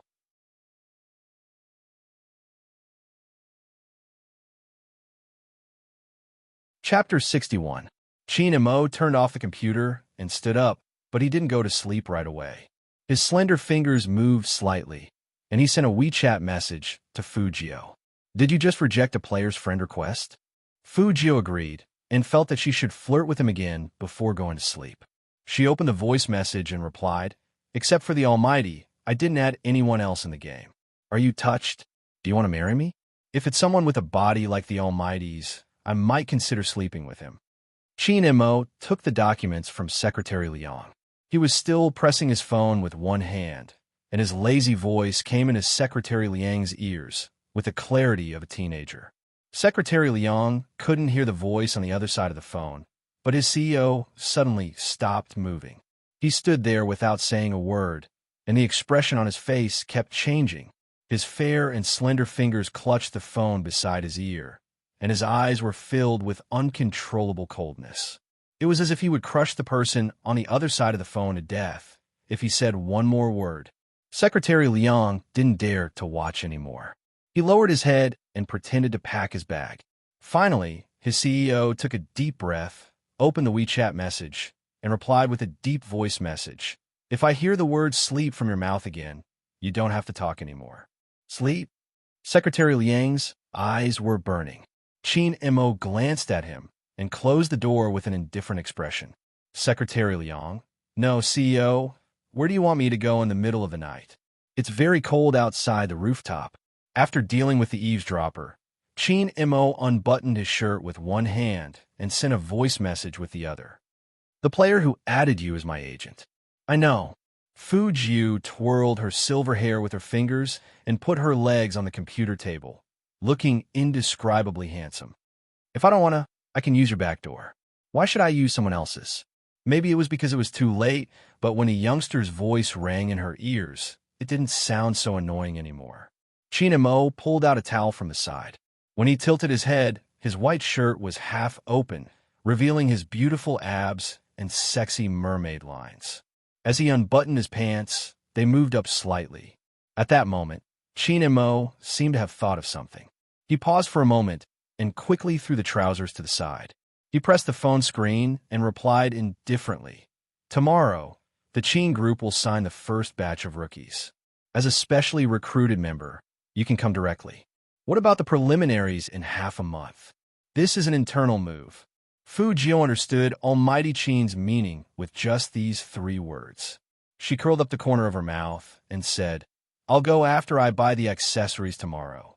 Yes. This was Almighty Qin's reply. If he didn't say anything, it would always be a few words, incomparably cold. Fu Jiu didn't mind. She yawned and lay down on the bed casually. Her soft silver hair spread out, accentuating her white pointy chin. She replied in a daze, good night. In the foggy bathroom, Qin Mo listened to the sound coming from the phone. It was low and soft, not at all like the domineering and mischievous youngster that usually infuriated people. Subconsciously, his finger slid across the screen and tapped on the short green voice message again. Separated by the fog, no one could see the expression on Qin Mo's elegant and handsome face.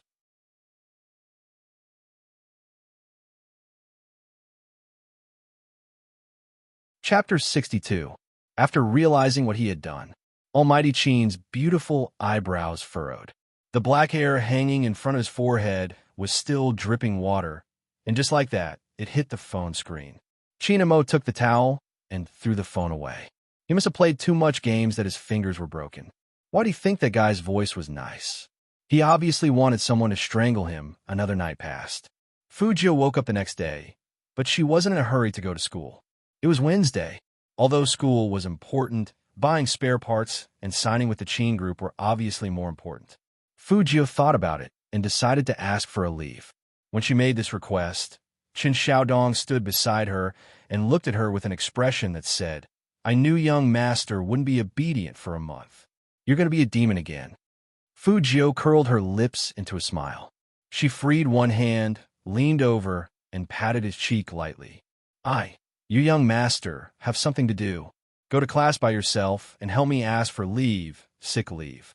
Don't always let the teacher think that I like to skip classes. Qin Xiaodong was stunned the first time he was patted. His young master was too handsome up close, so handsome that he couldn't react. Also, his young master winked at him. Qin Xiaodong took a deep breath. No, he had to stay away from his young master in the future. What if he was turned gay? He was going to get married and have kids in the future. According to the information provided by the Almighty, the internal recruitment for the Qin Group's team would officially start after 1. Fu Jiu had money on hand now. Even though it was only 4 digits, it wasn't a problem for her to buy a good computer. For example, graphics cards and RAM. She really didn't understand physics, so she didn't want to waste the teachers at school. Instead, she wanted to find a place to buy her equipment. Not only did she want to protect her family's company, but she also wanted to slap the faces of those ungrateful scumbags who left just like that. Fujio's long and narrow eyes narrowed. She unwrapped a lollipop and put it in her mouth. She put her left hand in her pocket and looked up at the computer city in front of her. It was said that there were a lot of good stuff hidden here. Many professional players came here to buy spare parts. It was a useful place for this competition. Fujio pushed the door open and walked in. She followed the guide on the technology forum and found the store with the cool decorations. It was indeed different from the ordinary computer shops outside. The moment they entered, they felt as if they had entered an electronic world. There were 4 big screens in the shop, each of which was playing the game. This was Almighty Chin's in-game image. He lifted one hand, and black feathers filled the sky, forming a giant vortex. Each feather could kill the opponent. Fujio also thought that Almighty Chin's ultimate move was very cool. But her thin lips perked up. This seemed to be the scene of them playing the game together yesterday. After all, the person who cooperated with the Almighty to use this ultimate move was her. Fujio recognized her own character, Spade Z. It seemed like playing with the Almighty had a bigger impact than she had imagined. The book that they had seen last night had been used by the shop as a display. She wondered if the shop owner would give her a discount if she told them her identity.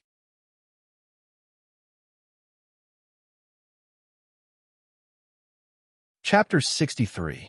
Fujio knew that he wasn't referring to her just from the way he addressed her.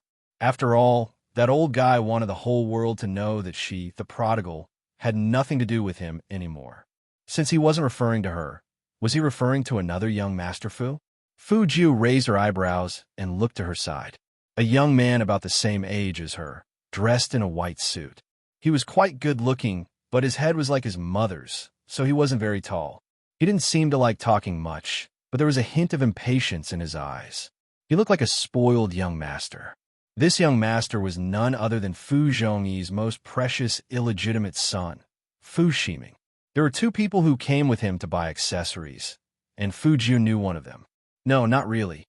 To be exact, they had met face to face. Back then, she was still naive and dressed like a hooligan. When she quarreled with He Honghua, it was this guy who looked at her with a smile on his face. Fujio could still remember the way he looked at her, contemptuous and disdainful. It was probably because she kept seeing that gaze that she would quarrel with He Honghua over trivial matters. The manager of the company, Duze, the scumbag who caused her mother to be at a loss. Fujio bit the lollipop with her white teeth, and the corner of her mouth slowly turned up into a smile. Was everyone here?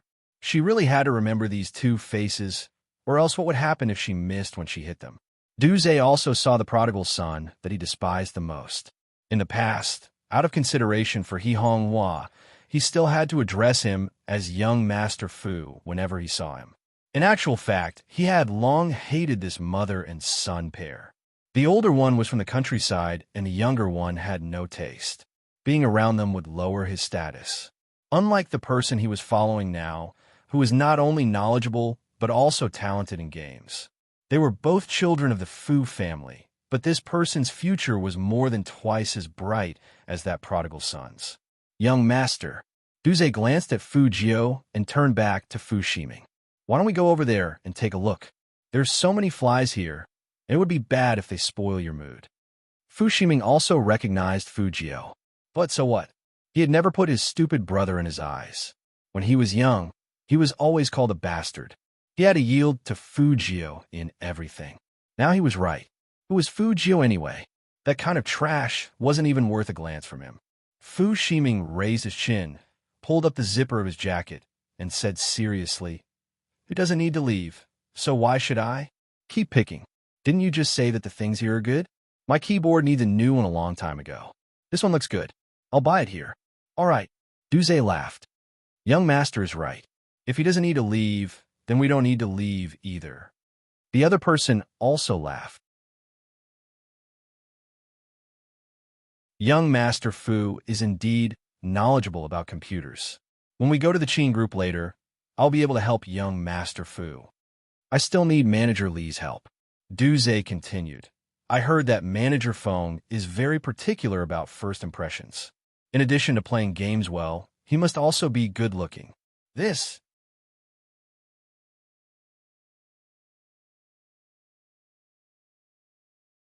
Chapter 64. Fu Ximing was a calm kid. After hearing Manager Li's words, he didn't show too much excitement. It was good for a high school student to have this little bit of arrogance. Duze laughed. He wasn't proud, but he wanted that prodigal to hear the news. He wanted to see the difference between him and young Master Fu. It would be best if he got angry again and started a fight with him in the shop. Then he would tell He Honghua about it. Then He Honghua's company wouldn't need any more trouble, and it would definitely collapse. Duze's plan was good, but he didn't expect that Fu Jio wouldn't be angry at all. Fu Jio was not angry at all after hearing their words. Instead, she picked up a mouse and asked the shop assistant, "How much is this model?" That careless look made it seem like she didn't care about them at all. Duze frowned, but he quickly relaxed. Nowadays, even people who don't know anything about computers come to this shop to mess around. In the future, this shop should have a VIP system or something to regulate who can enter and who can't. Manager Li knew a little about the Fu family's business, so he glanced at Fu Jio. "Manager Du, let's do our own thing. Don't care about these small fries. If they want to burn money, let them. This set of equipment isn't cheap." Duze thought about it and agreed. He Honghua's current wealth wasn't enough for this prodigal. Buy it, the more the better. But unexpectedly, Fu Ximing also took a fancy to the mouse in Fu Jio's hand. "I want that model too." Duze opened his mouth, but he didn't say anything. Fu Jio curled up the corner of her lips. She looked so mischievous that the shop assistant blushed. "I'm really sorry." The shop manager heard the sound and walked over. "This is the same model as the Almighty's. There's only one left in the shop." "Only one left? Then who should it belong to?" The shop assistant felt that it should belong to this silver-haired, handsome young man. After all, he was holding in his hand and had to pay for it. But Duze wanted to challenge the bottom line. Since it's good stuff, it should belong to whoever pays more. The shop manager looked a little embarrassed. To be honest, as a businessman, of course he wanted to make more money. But doing business like this was too unreasonable. In the future, no one would come to their shop to spend money. Just as he was about to say something, he saw a few people in combat uniforms walk in from outside the shop. One of them was about 1.8 meters tall and looked very attractive. It was obvious that he came from a good family. He put a hand on Fu Ziming's shoulder and asked in a low voice, "Ming, what are you doing?" "I'm buying a mouse, but someone doesn't want to give it to me," Fu Ziming said as he glanced at Fu Jio. "Don't you think it's interesting?" That person laughed, and there was more or less a bit of evil in his voice. "That stupid brother of yours, can he compete with you?" "Old Yuan, give me some rights. We are all gamers. It's not good to give such a good mouse to a layman." Old Yuan was the store manager. Now that he saw that even pro teams had come, he immediately said, "Then let's go to the highest bidder." This was too much of a bully. The pretty boy would definitely be angry. As the salesgirl thought about it, she looked at Fu Jio with a touch of worry in her eyes.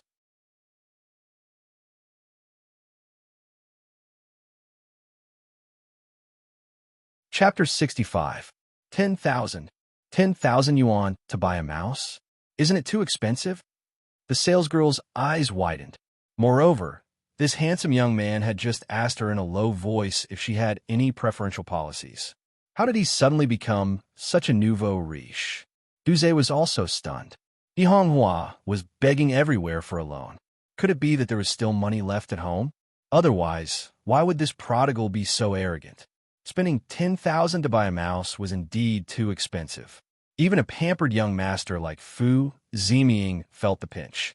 However, with so many friends watching and the manager of the Qin Group's club, he couldn't lose face. 11,000. Fu Ziming sneered and raised the price. Who didn't know that He Honghua had no money? You're still pretending. Huh. He wanted to see how far this prodigal could go against him. 11,000? Fujio laughed and slowly put down the things in her hands. Boss, you can sell this mouse to this idiot. Spending 10,000 yuan on a mouse. Either he has money to burn or he's sick in the head. The store manager. Fujio didn't care about other people's reactions. She sucked on another lollipop, smiled evilly, and took out the hard drive under the mouse. Actually, I want this more. Give me 10 with the biggest memory. After all, he wasn't here to buy a mouse, but to buy a hard drive? Then why did he still bid? And he even shouted so high. Could it be? Fu Ziming's fingers tightened, and the words came out one after another. Fu, 9. Are you kidding me? Yeah, I tricked you. Fujio put her silver hair back and smiled fiercely. So what? You. Fu Ziming was so angry that his whole body was trembling. However, he was still rational. He was also thinking about his status at all times. He could not argue with a person who was completely unpresentable on so many occasions. That would only lower his image. Fu Ziming took a deep breath and laughed. It's just 10,000 yuan.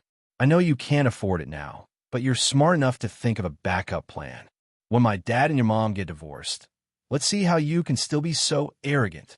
Facing such a person, Fujio wasn't angry at all. Instead, she curled up her thin lips. Fu Ziming, if I were you, I wouldn't tell everyone that I'm an illegitimate child, or that my mother is a mistress, and that my first wife got divorced. It seems like you aren't ashamed of it, but proud of it? As expected, not everyone in this world can be called human. Fu, 9. Fu Ziming saw that more and more people were gathering around them. His face was livid as he said, just you wait. When the shop assistant heard this, she understood what was going on. It turned out that this young master was not only bullying people, but he was also occupying Nestle's nest. She hated this kind of person the most. As soon as she saw that Fu Ziming was about to leave, she immediately shouted, Sir, please settle your bill before you leave. You've spent a total of 11,000 yuan. Are you paying by credit card or cash? Fu Ziming took another deep breath and pointed at Duze. Get him to pay. Duze did not expect such an outcome. Not only did he fail to bully that prodigal, he even wasted 111,000 yuan on a mouse that was only worth a few hundred yuan. Most importantly, he was the one who paid for it. What bad luck. What's wrong with this prodigal? Did he become smarter? No, that's impossible.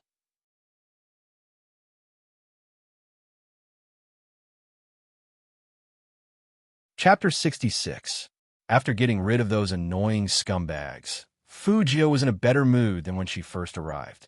She curled up the corner of her mouth, lowered her head, and picked out some small parts. She handed them all to the salesgirl and smiled handsomely. That's it. Check out. Thank you.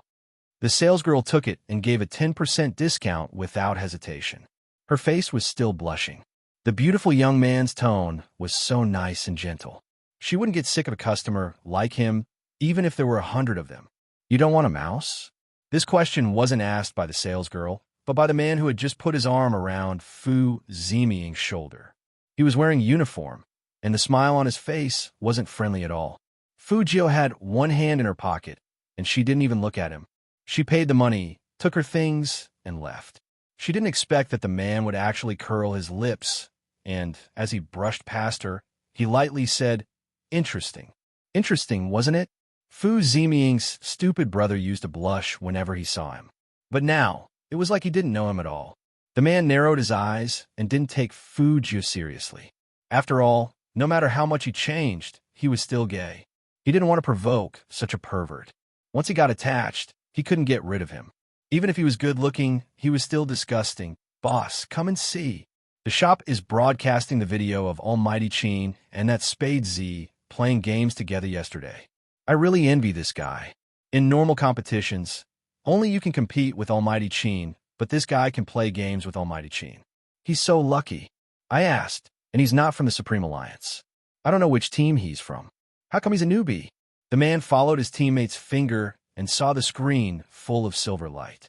He was shocked and couldn't help but spit out 2 words, beautiful. It was really beautiful.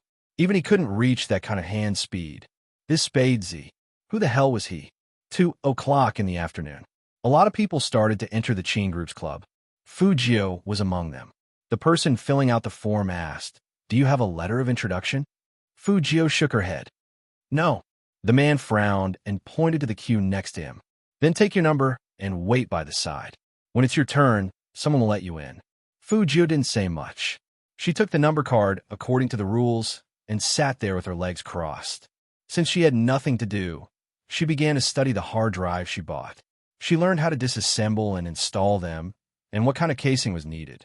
It would be best if it was a smaller one, so it would be more effective in disguise. You're also here to sign up for the internal signing?" A bespectacled boy at the side seemed to have mustered up all his courage before he dared to talk to Fujio. Me too." Apparently, the boy could not speak fluently. Fujio smiled, looked up, and nodded. The boy was stunned, thinking that this person was really handsome. "You'll definitely pass the interview if you look like this." Listen, I heard them say that Manager Feng cares a lot about looks. You're also very handsome." After Fujio said that, she added with a smile, still very young. Just as the two of them were chatting, Fujio's WeChat rang. It was a message from the Almighty. 3 short words. "Have you arrived yet?" Not even a punctuation mark.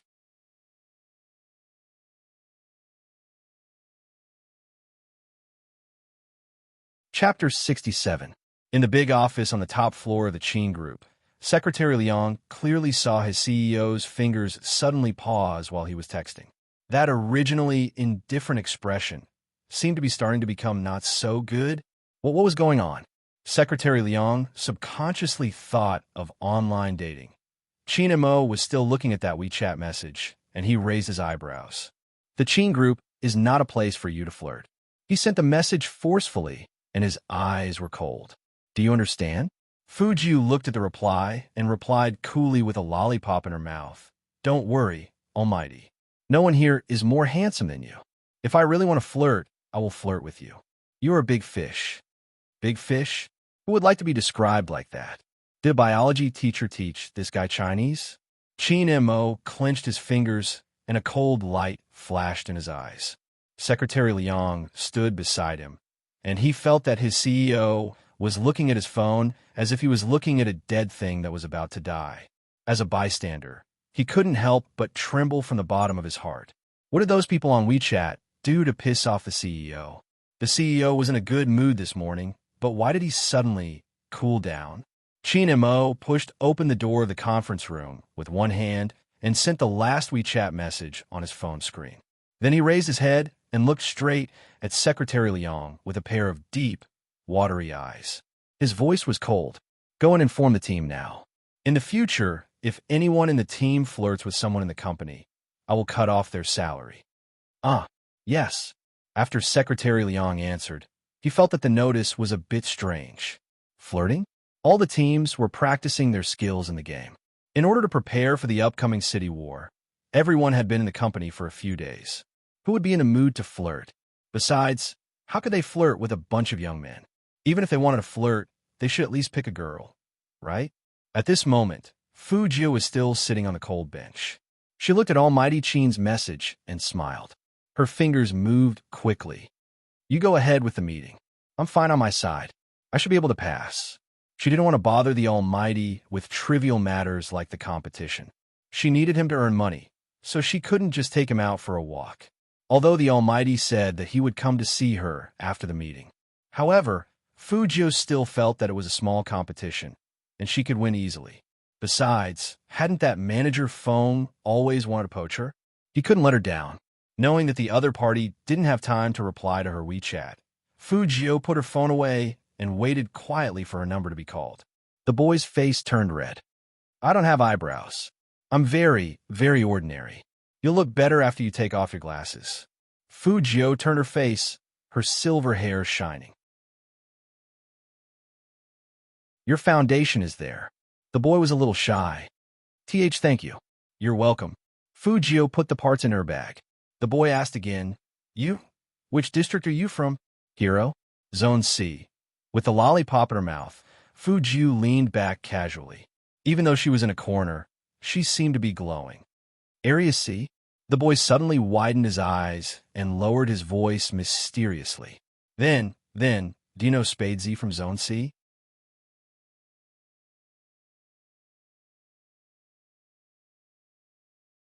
Chapter 68. Fujio coughed and didn't say anything. Should she say that she knew or didn't know? The boy's eyes were shining, but he was still stuttering. He's really good. I heard that he will also participate in the internal signing. I really want to see what he looks like in person. Fujio paused and chuckled. Why do you care so much about a newbie? He's not a newbie. The boy's expression became excited. I can see that he's a god. I like him very much. Fujio heard that and raised her arm to pat the boy's shoulder. Thanks. The boy didn't understand. What was there to thank? Just as he was about to think about it, a group of people came out. A group of people walked out. They seemed to have just been reviewed and were led by a manager. Fujio had seen that manager when she bought the hard disk. He was the one who knew Fu Ziming and the others. She narrowed her eyes at the sight. The boy thought that she was interested, so he whispered in her ear, "That's Jean, the manager of the club. He's in charge of the first round. Those people who just went out all have recommendation letters. We don't, so we have to be the last to be audited." Manager Lee also saw Fujio. His expression wasn't very good. He raised his wrist and looked at his watch. The rest of you can come in together. Watch carefully, don't break the company's computer. The first round of the club's audit was to test their hand speed. Of course, playing blindly was the most basic. Every player had a nervous look on their faces, because whether they could be internally signed into the strongest league team in the country depended on today's gamble. The club provided everyone with an account to log into the game, but they didn't log into League of Legends, but QQ Dazzle Dance. It was to test their reaction speed. Fujio thought it was a good method. After all, she liked to do a round of QQ Dazzle Dance to train her fingers when she hacked into the network. So QQ Dazzle Dance was not difficult for her. But Fujio had a habit. She liked to do it on a high difficulty level so that her fingers could stretch better. The sound of the spacebar on the keyboard rang out and stopped at the same time in the office. It was very neat. After every round, the computer would show the hand speed of that round. Everyone could play 3 rounds, and the fastest hand speed was chosen. Of course, they could only see their own screens. But they didn't know that there was a freak among them with a hand speed of 90%. That freak was, of course, Lorgio. Fujio's hand speed was fixed after playing for a while, so she was the first to stand up, fill in the speed form, and hand it to Manager Lee. Manager Lee looked at him sternly. The test is 3 rounds. Take the highest score. It doesn't matter how many rounds I play. Fujio's voice was indifferent. Besides, isn't the result voluntary? Since it is voluntary, taking the first round is not against the rules.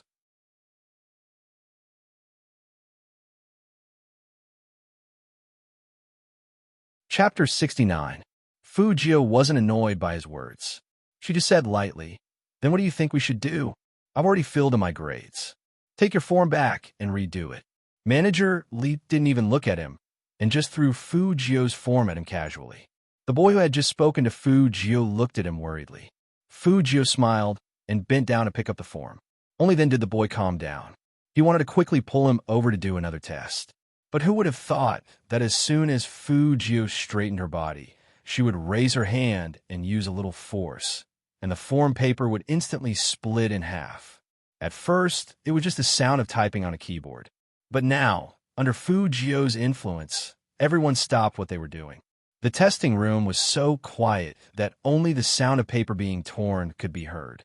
When Fujio tore that form into pieces and put it in front of Manager Lee, she was surrounded by a flood of discussions. However, she acted as if she hadn't heard anything.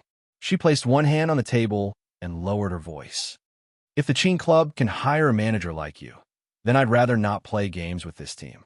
Suddenly, the testing room was in an uproar. No one dared to talk to the club manager like that. Did he really not want to be nominated? Manager Lee had never been provoked like this before. He was completely embarrassed. The anger on his face had already burned his eyes. "Fine. Very good. You have guts, right?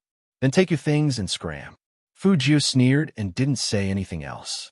She took her school bag, hung it on her shoulder, and walked straight out of the testing room.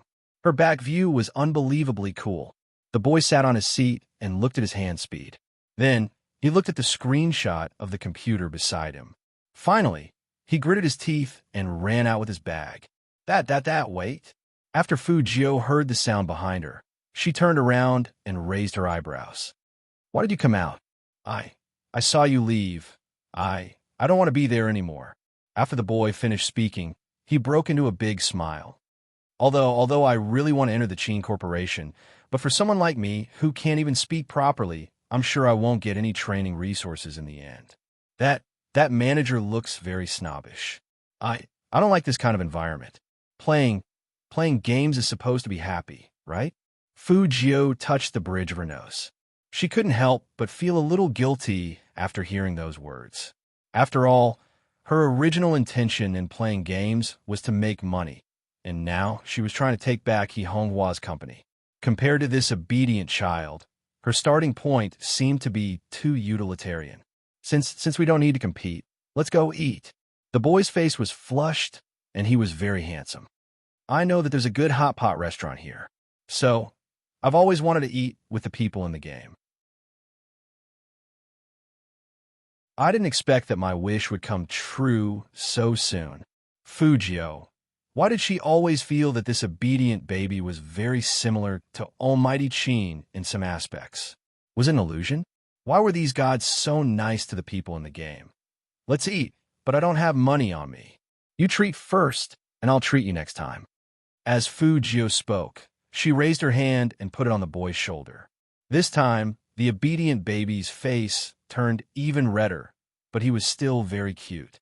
He nodded heavily. I'll treat. That hot pot restaurant is mine. Fujio.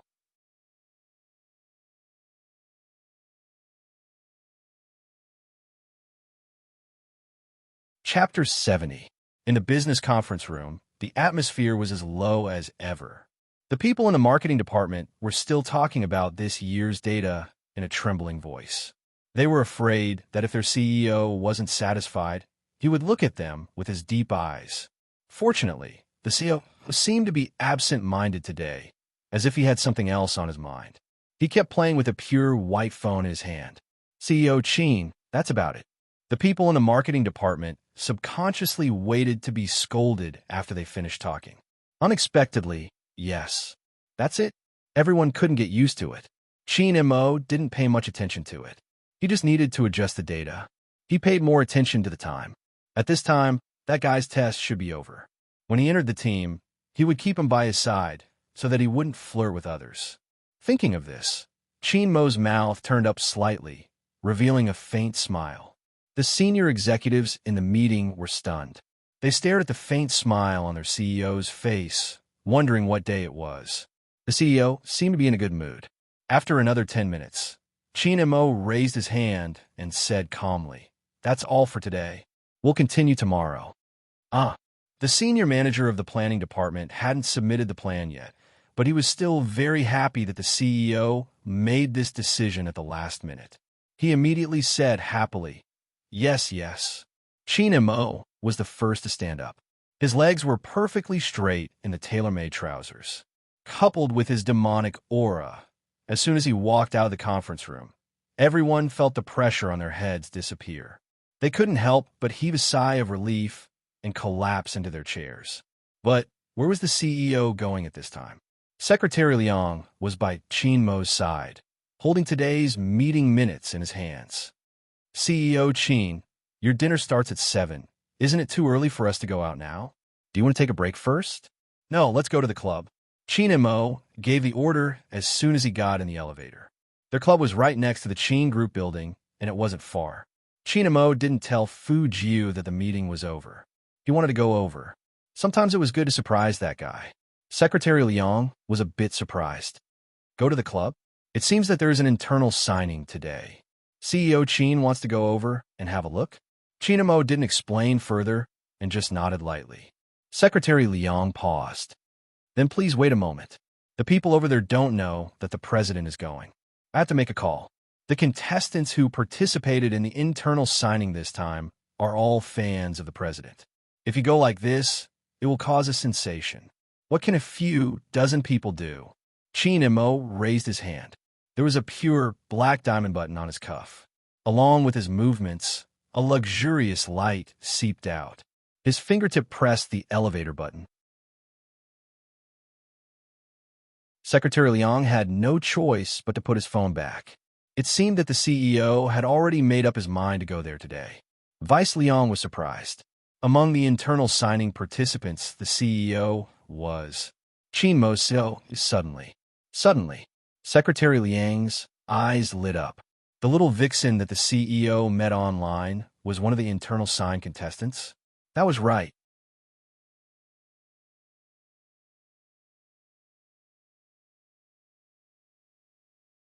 Chapter 71. As soon as Qin Mo entered the club, he saw his silly agent standing on his tiptoes, waiting for someone. Phone, he was indeed waiting for someone, but the person he was waiting for never showed up. After seeing his almighty, his eyes lit up. CEO, didn't you say that Spadesy would come? Where's he? I've been waiting for him here for a long time, and I had to disguise myself. If the reporters recognized me, they would definitely catch me for an interview. You know, I'm actually very popular. Qin Mo glanced at his head with a hat on, and his voice was indifferent. Is this the result of your disguise? You're just a stupid fisherman? Feng, he decisively turned his head to ask Secretary Liang. Don't I look good? Secretary Liang blinked. Feng, he felt that he had enough of his almighty's poisonous tongue. He took off his hat. Even if I don't look good, where's Spadesy? He's doing a test inside. Qin Mo threw down this sentence and walked to the test room. When the people in the club saw his handsome face, they all took a step back and couldn't help but cover their mouths. Almighty Qin actually came. The outside of the club was in an uproar. It was the third round of the test in the test room. This time, they were logged into Hero to test their ability to clear dungeons. They were all using their own accounts. Manager Lee was still angry about Fu Jio's behavior just now. He walked in circles and said coldly, let me tell you, if you're playing a game, you should have the attitude of playing a game. Don't be like that wastrel who just left. Does he think that the Qin Corporation is a place that anyone can enter? Then you guys. Before he could finish his words, he was shocked by the person standing at the door. See, President, why is he here? Manager Lee looked at that tall and noble figure and immediately walked up to him. CEO Qin. Qin Mo didn't even look at him. He walked in with an indifferent face. He was dressed in a well-ironed suit, looking extremely noble. All the players stopped what they were doing and looked up at him. They couldn't hide their excitement. Almighty Qin. They saw the real Almighty Qin. Qin Mo's fame wasn't just because of his face, but also because of his outstanding maneuvering skills. Needless to say, he wasn't just the Prince Charming in the hearts of women. He was also the hero that many players wanted to follow. Now that he had appeared here, it naturally caused a frenzied reaction. Qin Mo stood there as though there was no one around. His eyes scanned the players inch by inch, and in the end he frowned. Why wasn't he here? Qin Mo lowered his head and glanced at the WeChat message. His number was on it. Number 19. Qin Mo followed the number and saw that the seat in front of the computer was empty. Secretary Liang had been with his young master for a long time, so he quickly understood the meaning of his CEO's gaze. He turned his head and asked, where's the contestant sitting at machine number 19? As soon as this question came out, the testing room was silent for half a minute. The players looked at each other with an indescribably subtle expression. No one dared to speak. Instead, they secretly glanced in the direction of Manager Lee. Manager Lee himself was also stunned. After all, he never thought that Secretary Liang would ask about this kind of thing. He was still thinking of an excuse. Qin Mo stood there, his eyes narrowing dangerously.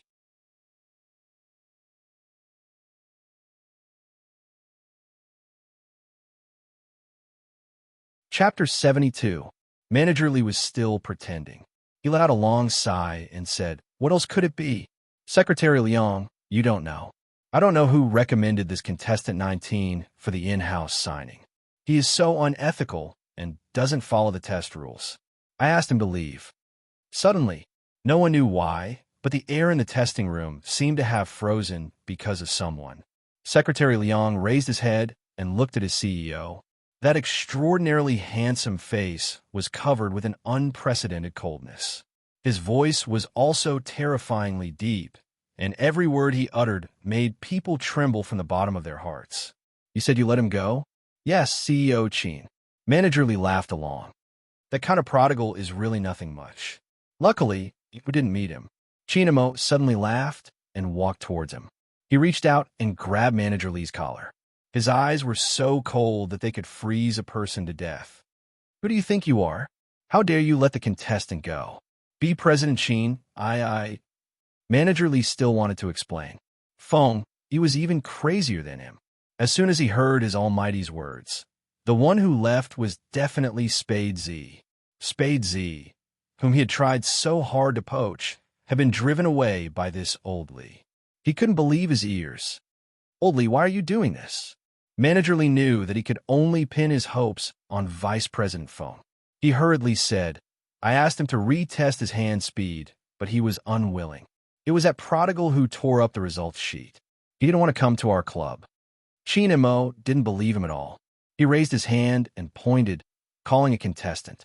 "Tell me, what exactly happened?" The contestant didn't expect that his idol would call him. He immediately stood up and said excitedly, "Contestant 19 was the first to finish the hand speed test and fill out the form." Manager Li humiliated him and said that he only knew how to show off. He told him not to be so full of himself and to take the test again. When number 19 heard this, he tore the form on the spot. He even said that as long as the club has someone like Manager Li, he won't join Supreme Alliance. The contestant forced himself to finish his sentence because he realized that with every word he said, Almighty Qin's deep eyes would become colder. In the end, it was like a frozen pond. He looked as if he was going to kill someone. Feng, he was listening from the side. He hadn't expected things to turn out this way. He looked up at Manager Li, his hand trembling. You? I asked you to watch the test. Did I ask you to cause trouble for me?" Qin and Mo didn't waste time with anyone. Instead, he grabbed Manager Li's collar and pressed him in front of the computer. He was born in the third generation of the military and had never been gentle. At this moment, he displayed his ruthlessness to the extreme. Take a look at his hand speed. People like him have the right to be arrogant. That kind of Qin and Mo was simply too terrifying. It lacked the nobility and indifference of the business world. His eyes were bloodthirsty and cold. Manager Li's whole body was trembling. "Be Boss Qin, I didn't do it on purpose. I really didn't do it on purpose."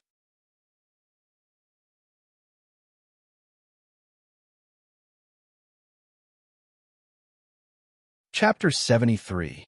It's me. Qin and Mo threw him to the ground after he finished speaking. Manager Li was completely stunned by the two cold words. His eyes shook violently, his face pressed against the computer screen, and just like that, he slumped into his seat. Even after Qin and Mo left, he didn't come back to his senses. His face was frighteningly pale, because he knew that his future was over. He would be fired immediately without the CEO's order, and he wouldn't even be able to survive in Jiang City. Why? Why was that wastrel introduced by CEO Qin? At the same time, Fujio's hand speed was also displayed on the computers of all the contestants. Looking at that result, everyone who knew about games was stunned, and then there was an unbelievable uproar. More than 90%. At this moment, everyone was silent. Shock, and astonishment swept through the entire testing room. That kind of hand speed was something they couldn't achieve even if they practiced for a lifetime. Who on earth was this contestant 19? Everyone was asking, and everyone was curious. But his information had already been torn up and thrown into the dustbin. Was slapped to the face. Qin and Mo strode forward. That extremely cold back made Secretary Liang and Feng Yi pale with fear. Especially Feng Yi. He was in charge of this internal drawing, who knew that his people would directly reject Spade Z, who was poached by the CEO. Not only would the CEO be angry, but he also wanted to kill that bastard Oldly right now. Secretary Liang didn't dare to remind their CEO about the afternoon dinner, so he shrunk his neck and pretended to be invisible. Suddenly, Qin and Mo stopped to took out his phone and pressed the screen with his fingertips. He tilted his handsome face slightly. "Where are you?" 3 simple words. Did it look like a WeChat message? Secretary Liang and Feng Yi looked at each other. The person who could make the CEO send a WeChat message at this time. That little devil, Spade Z. At this moment, Fu Jio was still looking at the hot pot restaurant that the boy mentioned. She raised her eyebrows. "Is this the ordinary hot pot restaurant you mentioned?" It was the only Michelin-starred restaurant in the 3 northeastern provinces. Apart from being rich, one had to be powerful to eat there. Ordinary hot pot restaurant? There were less than 10 of them in the whole world. The boy laughed and scratched his head. What do you want to eat?" "I'll ask them to get it for you." "Meat? I'm a pure meat eater." Fu Jio didn't even look at the menu. She just sat there devilishly and smiled charmingly. "I didn't expect to pick up a rich second generation in a competition." The boy began to stutter again. No, I don't have any money. However, I can only treat you to hot pot.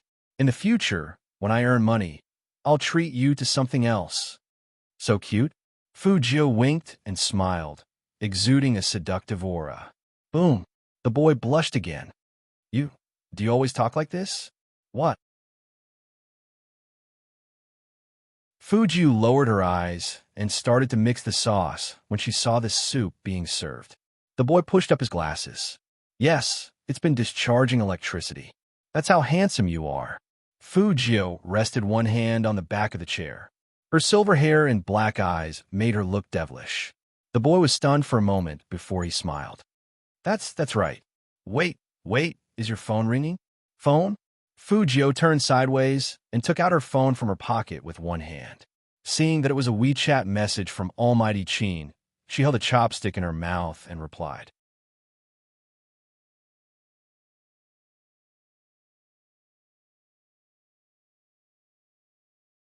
Chapter 74. At the Qin Group Club. That slender figure that could gather all the dazzling lights had already walked in. Other than the contestants who wanted to see their almighty Qin, even the media set up their cameras. All of this was proof of Qin Mo's popularity. He wasn't an entertainment circle, but he was more famous than a superstar. Other than Qin Mo, no one else could achieve this effect. It was as if it was that kind of natural arrogance that made him so popular that when he appeared, people would cover their mouths and scream.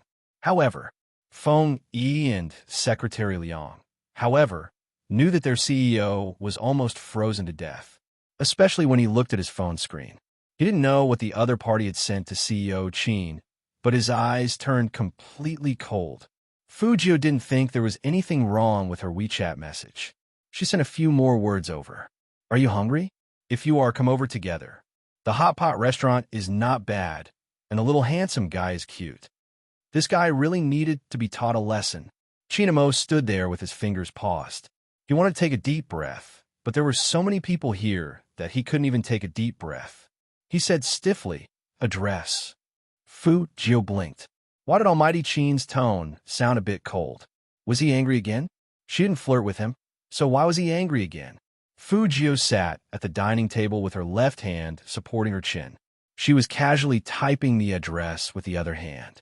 After Qin Mo saw it, he frowned and ordered Secretary Liang to get the car ready. Secretary Liang listened to the address. Wasn't this the place where CEO Qin had his business meeting tonight?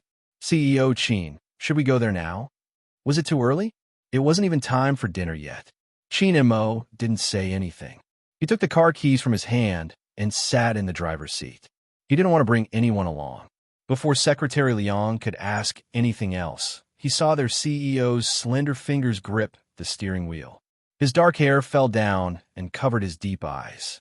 With a beautiful drift, the limited edition sports car with smooth lines drove into the North Road with a whistling sound. The president didn't look like he was going to a restaurant. Instead, he looked like he was going to seek revenge. At this moment, Fu Jio was still drinking her tea lazily. Her long and narrow eyes seemed to be shining as she looked at the boy very beautifully. "A friend is coming over to eat with us later. He's also someone I know from the game.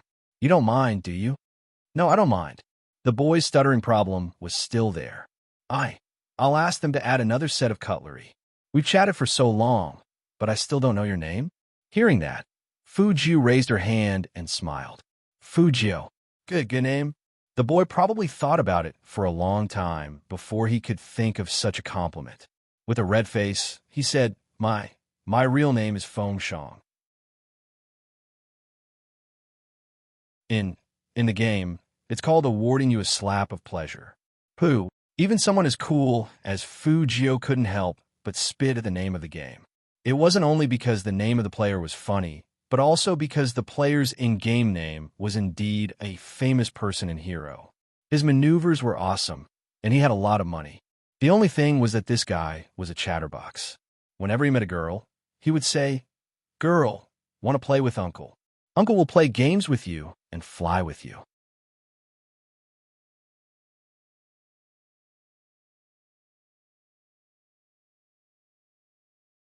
Chapter 75. Fengshang knew why Fu Jio reacted this way. He scratched his cheeks in embarrassment, and even his ears were red. You probably think I'm different from how I am in the game. So, you'll get used to it. My brother gave me a lot of money to play, but he didn't give me any cash. So I can only eat hot pot in my own restaurant. You're the first person who won't laugh at me for stuttering. So, I really want to teach you, my friend. Fu Jiu raised her eyebrows, and her eyes flashed. Your brother? Your brother is Feng Yi? After all, the surname Feng was rare in Jiang City. The well-behaved boy nodded and asked, What's your name in the game? So, we can play together in the game. So, you can take me to dungeons and fly me?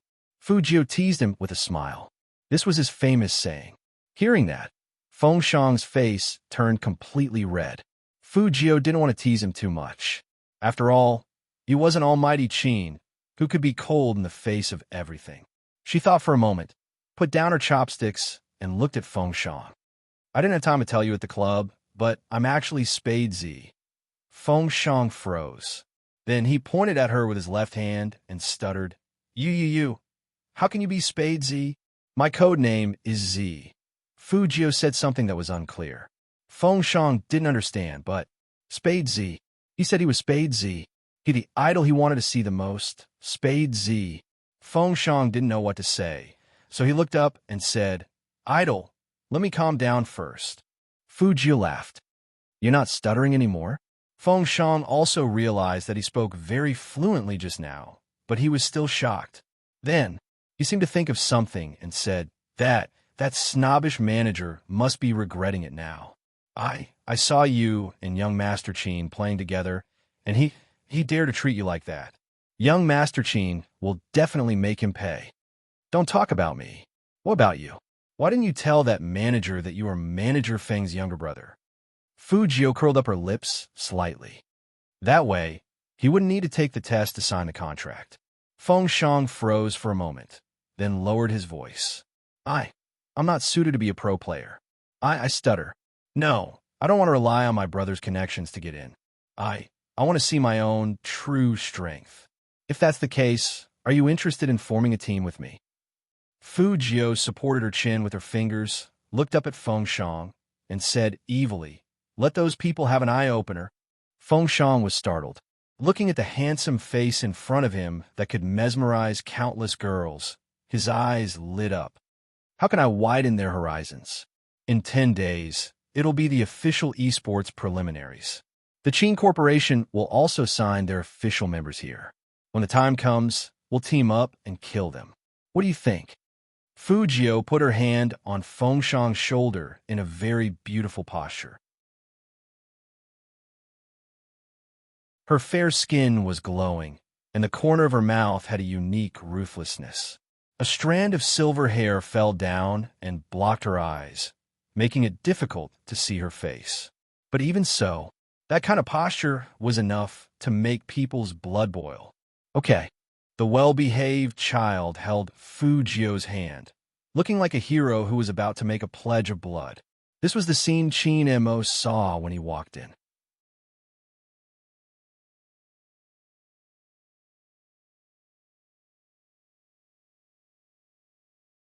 Chapter 76. CEO Qin. The waiter looked at the man's face carefully, and his voice was so low that it was almost inaudible. Chinamo looked at the two people in front of him. Their straight backs were like the pine trees in the mountains, making people feel cold. His eyes were narrowed dangerously, and they were as cold as an ancient deep pool. The waiter wanted to say something, but he saw that the noble man in front of him had already walked to the window and grabbed the silver-haired youngster's collar. Bang! Fujio was caught off guard. She turned around, and her face was almost buried in Chinmo's chest. The cool peppermint scent spread in her nose through the hardness of his suit. She didn't need to guess to know that almighty Chin was here. Only this man liked to grab her collar. Fujio looked up and saw him looking down at her. His eyes were like a deep well, indifferent and noble beyond belief. Those claws of yours are for dungeons, not for flirting with men. Chin-mo pinched Fujio's back, and his voice was sexy and bewitching. If I see you flirting with anyone again, I'll break your hands. That would save me some trouble. Fujio raised her eyebrows. I'm not flirting. We are in the alliance. And almighty Chin, you care about me so much. Is it because... She smiled slowly as she said this. She leaned over and whispered in his ear slowly. Are you jealous? Every man's ear was untouchable. Even if Chin-mo was abstinent, he was still a normal man. What he couldn't tolerate was being blown on like this. Looking at that face that made one's teeth itch, the youngster's smooth and tender face with the scent of youth candy, it was a very likable face, but he wanted to pinch it to death every time. Fujio smiled and moved closer. Did I guess it right? When she moved away from him, her face brushed past his, and her pale lips were about to touch his ear. Gio. Chin-mo pulled forcefully and threw her back onto the seat. His cold, thin lips were pressed into a straight line, and his fists were clenched tightly. His voice was icy cold. Stay away from me when you speak. I'm not gay. I won't be jealous of you. Sit down and enjoy your hot pot. Chin-mo was speechless when he heard Chin-mo's words. You'd better stay away from me. Fujio touched the bridge of her nose. Are you really angry? Did he go to find me after the meeting, only to find that I wasn't there, so he got angry? You can't blame me. That manager of yours is really too troublesome. With my bad temper, do you think I could tolerate it? The only reason I didn't beat him up was because he was on your turf. Does that mean I have to thank you? Chin-mo's voice turned colder. Fengshan was dumbfounded. After all, he had seen young Master Chin a few times, but he had never seen him treat anyone like this. He didn't look like he really wanted to deal with his idol, but his eyes showed that he really wanted to break his idol's neck. But what did his idol just do? He almost kissed young Master Chin's ear. Was he looking for death? As his idol's new comrade, he had to say something for his idol, or else young Master Chin would really ban his idol. Young Master Chin, this really isn't Gio's fault. That manager Lee obviously didn't like him, so he told Gio to get lost.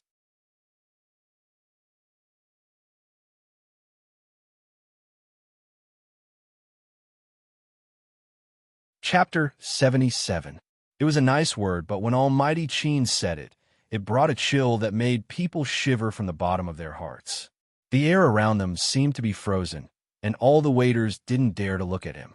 Young Master Chin, who had power over 3 provinces, was really not someone to be messed with. They also hoped that second young master would shut up and stop talking, or even young Master Chin wouldn't be able to save second young master. Fengshan did shut up, and his head was about to drop to the ground. Wasn't Gio a good name? Why did young Master Chin's eyes look colder than before? Fujio knew where the problem was. After all, if it were him, he would be in a bad mood when he found out that his friend was gone.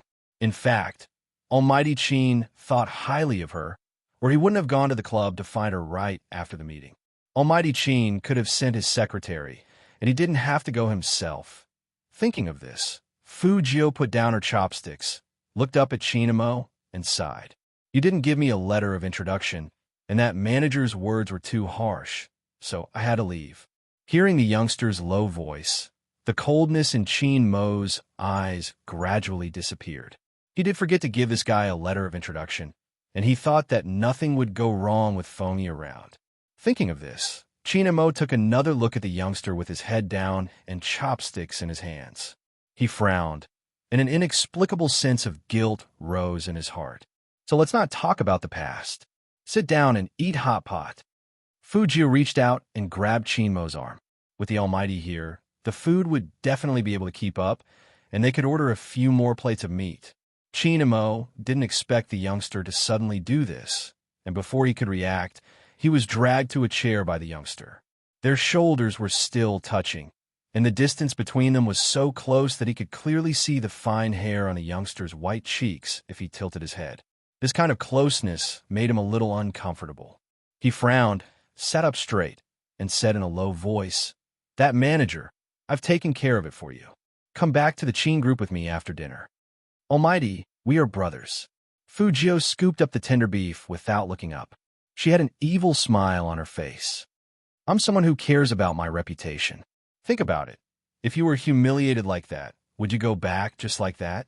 When Chinamo heard the word humiliate, his fingers paused. He hadn't considered this point.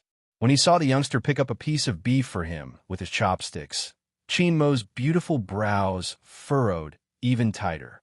Since when did he become considerate of others? Was it because the youngster's expression was pleasing to the eye? Or was it because of the word friend? He didn't forget that he wanted to crush this guy to death just now. It also saved him the trouble of always doing things that challenged his patience. However, in the end, this matter was indeed a problem on his side. Feng Shang, who was on the side, was very restless. His eyes were only focused on young Master Qin's expression.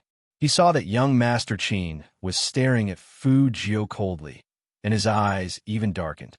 Could it be that he hated his idol so much that he was trying to blacklist him? No, he had to save his idol. The obedient Feng Shang took a deep breath and braced himself to speak again.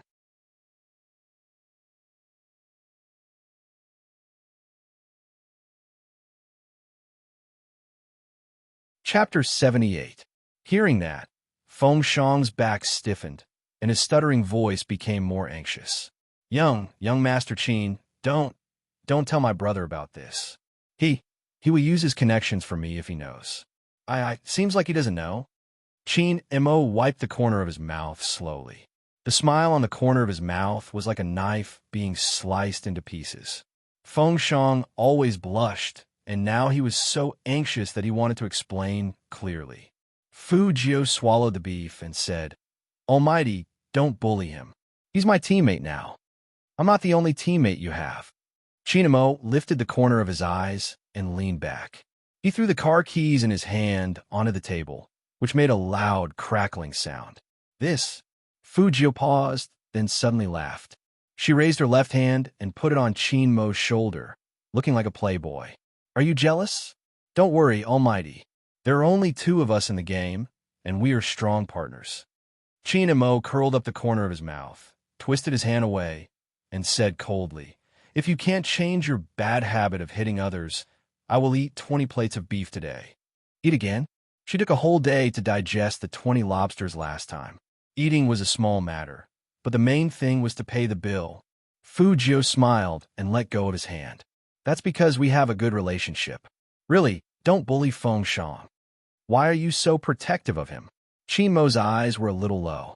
Fu Jio said frankly, I want to take him to the esports competition next month.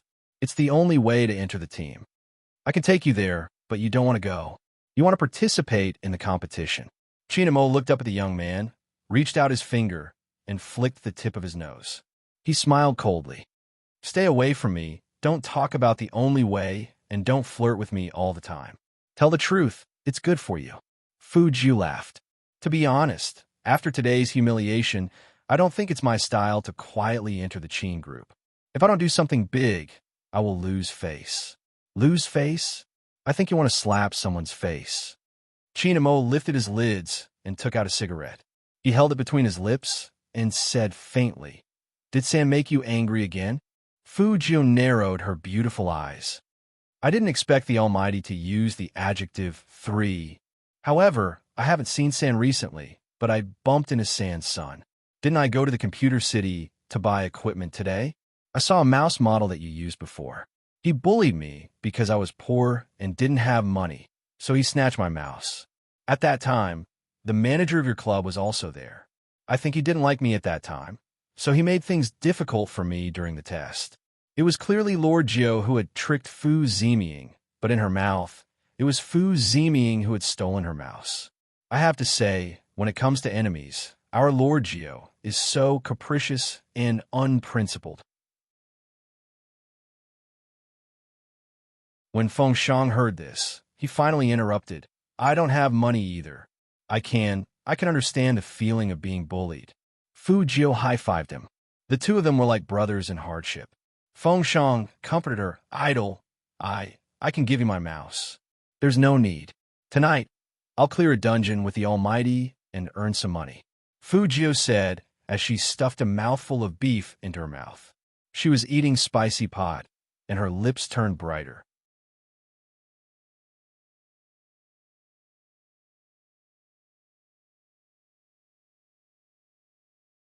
Chapter 79. After finishing the delicious hot pot, Fu Jio wanted to say goodbye to Almighty Qin and go home to install her minigame. Although she didn't have all the parts she bought, she could still assemble the interior. She didn't expect that Almighty Qin would ask her to stay. I have a dinner here later. Come with me, and I'll send you home after eating. Fu Jio was about to refuse. Almighty Qin said calmly, I'll play the game with you after eating. Did he mean that if she didn't eat, she wouldn't play the game with him? But she had just finished the hot pot, and now, as if reading her mind, Chinamo flicked the cigarette but on his finger and continued, I'll leave after a few sips of wine. You don't have to force it on me. Actually, I can still eat another plate of beef. Fu Jio held her chin and smiled. I'll keep you company. Chinamo didn't say anything else, but Feng Shang was watching from the side. He felt that young Master Qin's face had finally eased up since he came in. It wasn't good for Feng Shang to stay here because he was worried that his brother would come and find out that he had secretly participated in the competition. Speaking of the competition, Feng Shang still had a few questions to ask Fu Jio. Idol, who are the other 3 members of our team? Can you tell me their in-game names? I'll give them gold coins. Fu Jio was very satisfied that she had hooked up with such a good teammate. But the current members of the team, Fu Jio paused. Feng Shang sat up straight and waited for Fu Jio's next words with bright eyes. Only you and me. Fu Jio's hammer fell, and she was still as evil as before. Are you proud to be a veteran member? Even the well-behaved Feng Shang couldn't help but twitch his mouth when he heard this. So, they didn't even have a team? Why did he feel like he was cheated by his idol? I'm here, aren't I?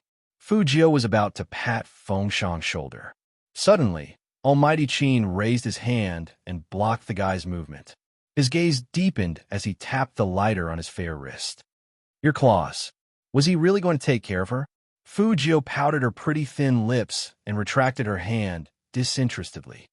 Anyway, baby Shang, don't worry. We won't have to worry about not having anyone to fight with. Feng Shang thought about his idol's abilities in the game and relaxed a little. But who the hell was baby Shang? Baby Shang felt bitter in his heart, but he didn't say it out loud. Moreover, being recruited by his idol was indeed a blessing. Even if it wasn't on a large scale now, he believed that they would definitely become popular in the future.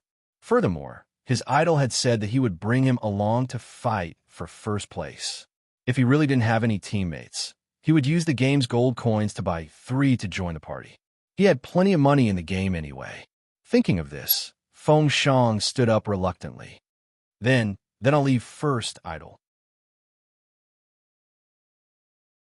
I'll go home and change my equipment. After all, I have to follow my idol and conquer the world. You and young Master Qin, socialize first. All right. Fu Jio lifted her lips, and her eyes reflected the light. It was very beautiful. Looking at his idol, Feng Shang's handsome face started to turn red again. He thought about it and decided to give his idol some advice. So he secretly tugged at the corner of Fu Jio's shirt. He didn't expect that his action would make that young Master Qin look at him. He just looked at him. His handsome godlike face was slightly tilted, and his phoenix eyes were half raised. His eyes were clearly curved into a faint smile, but they were cold and sinister.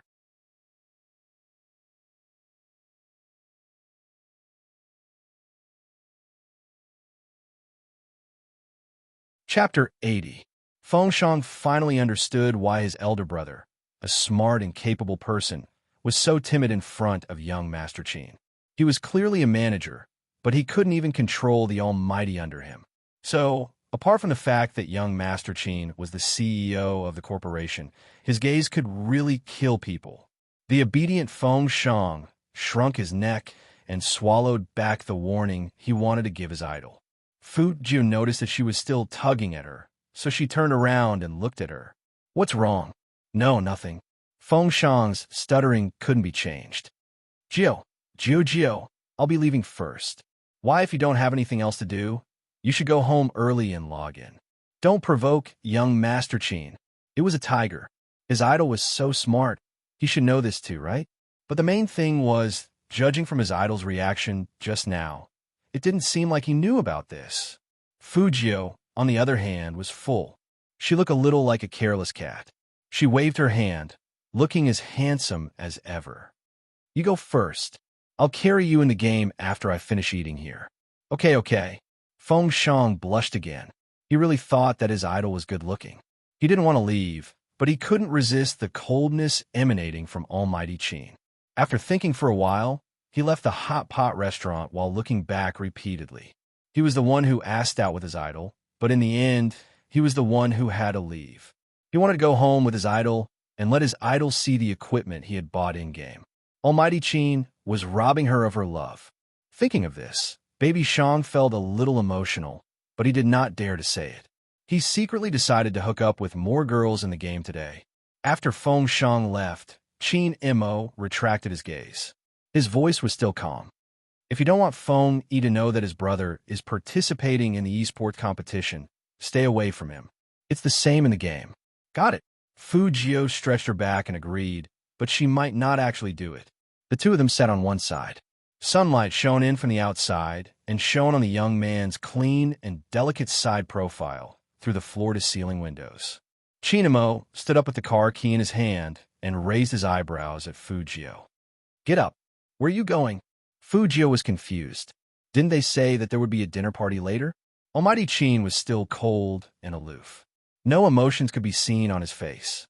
"There's still some time before the meal starts. Go and digest the food first." Is racing to aid digestion? Fujio followed Almighty Qin down, and the first thing she saw was that top-end limited edition sports car with charming lines.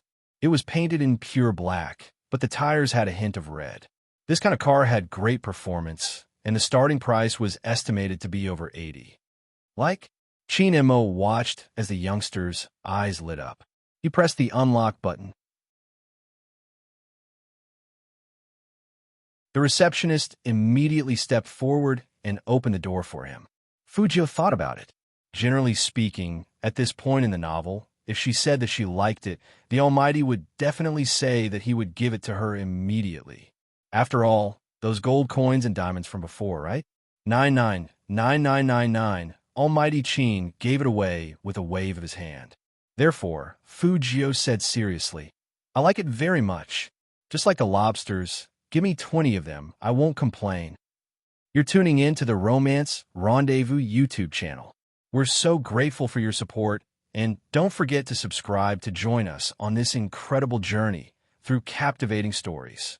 Your generosity through donations truly makes a world of difference, as it's the primary source of revenue that allows me to expand and enhance this channel for you. Thank you from the bottom of my heart for being a part of this adventure.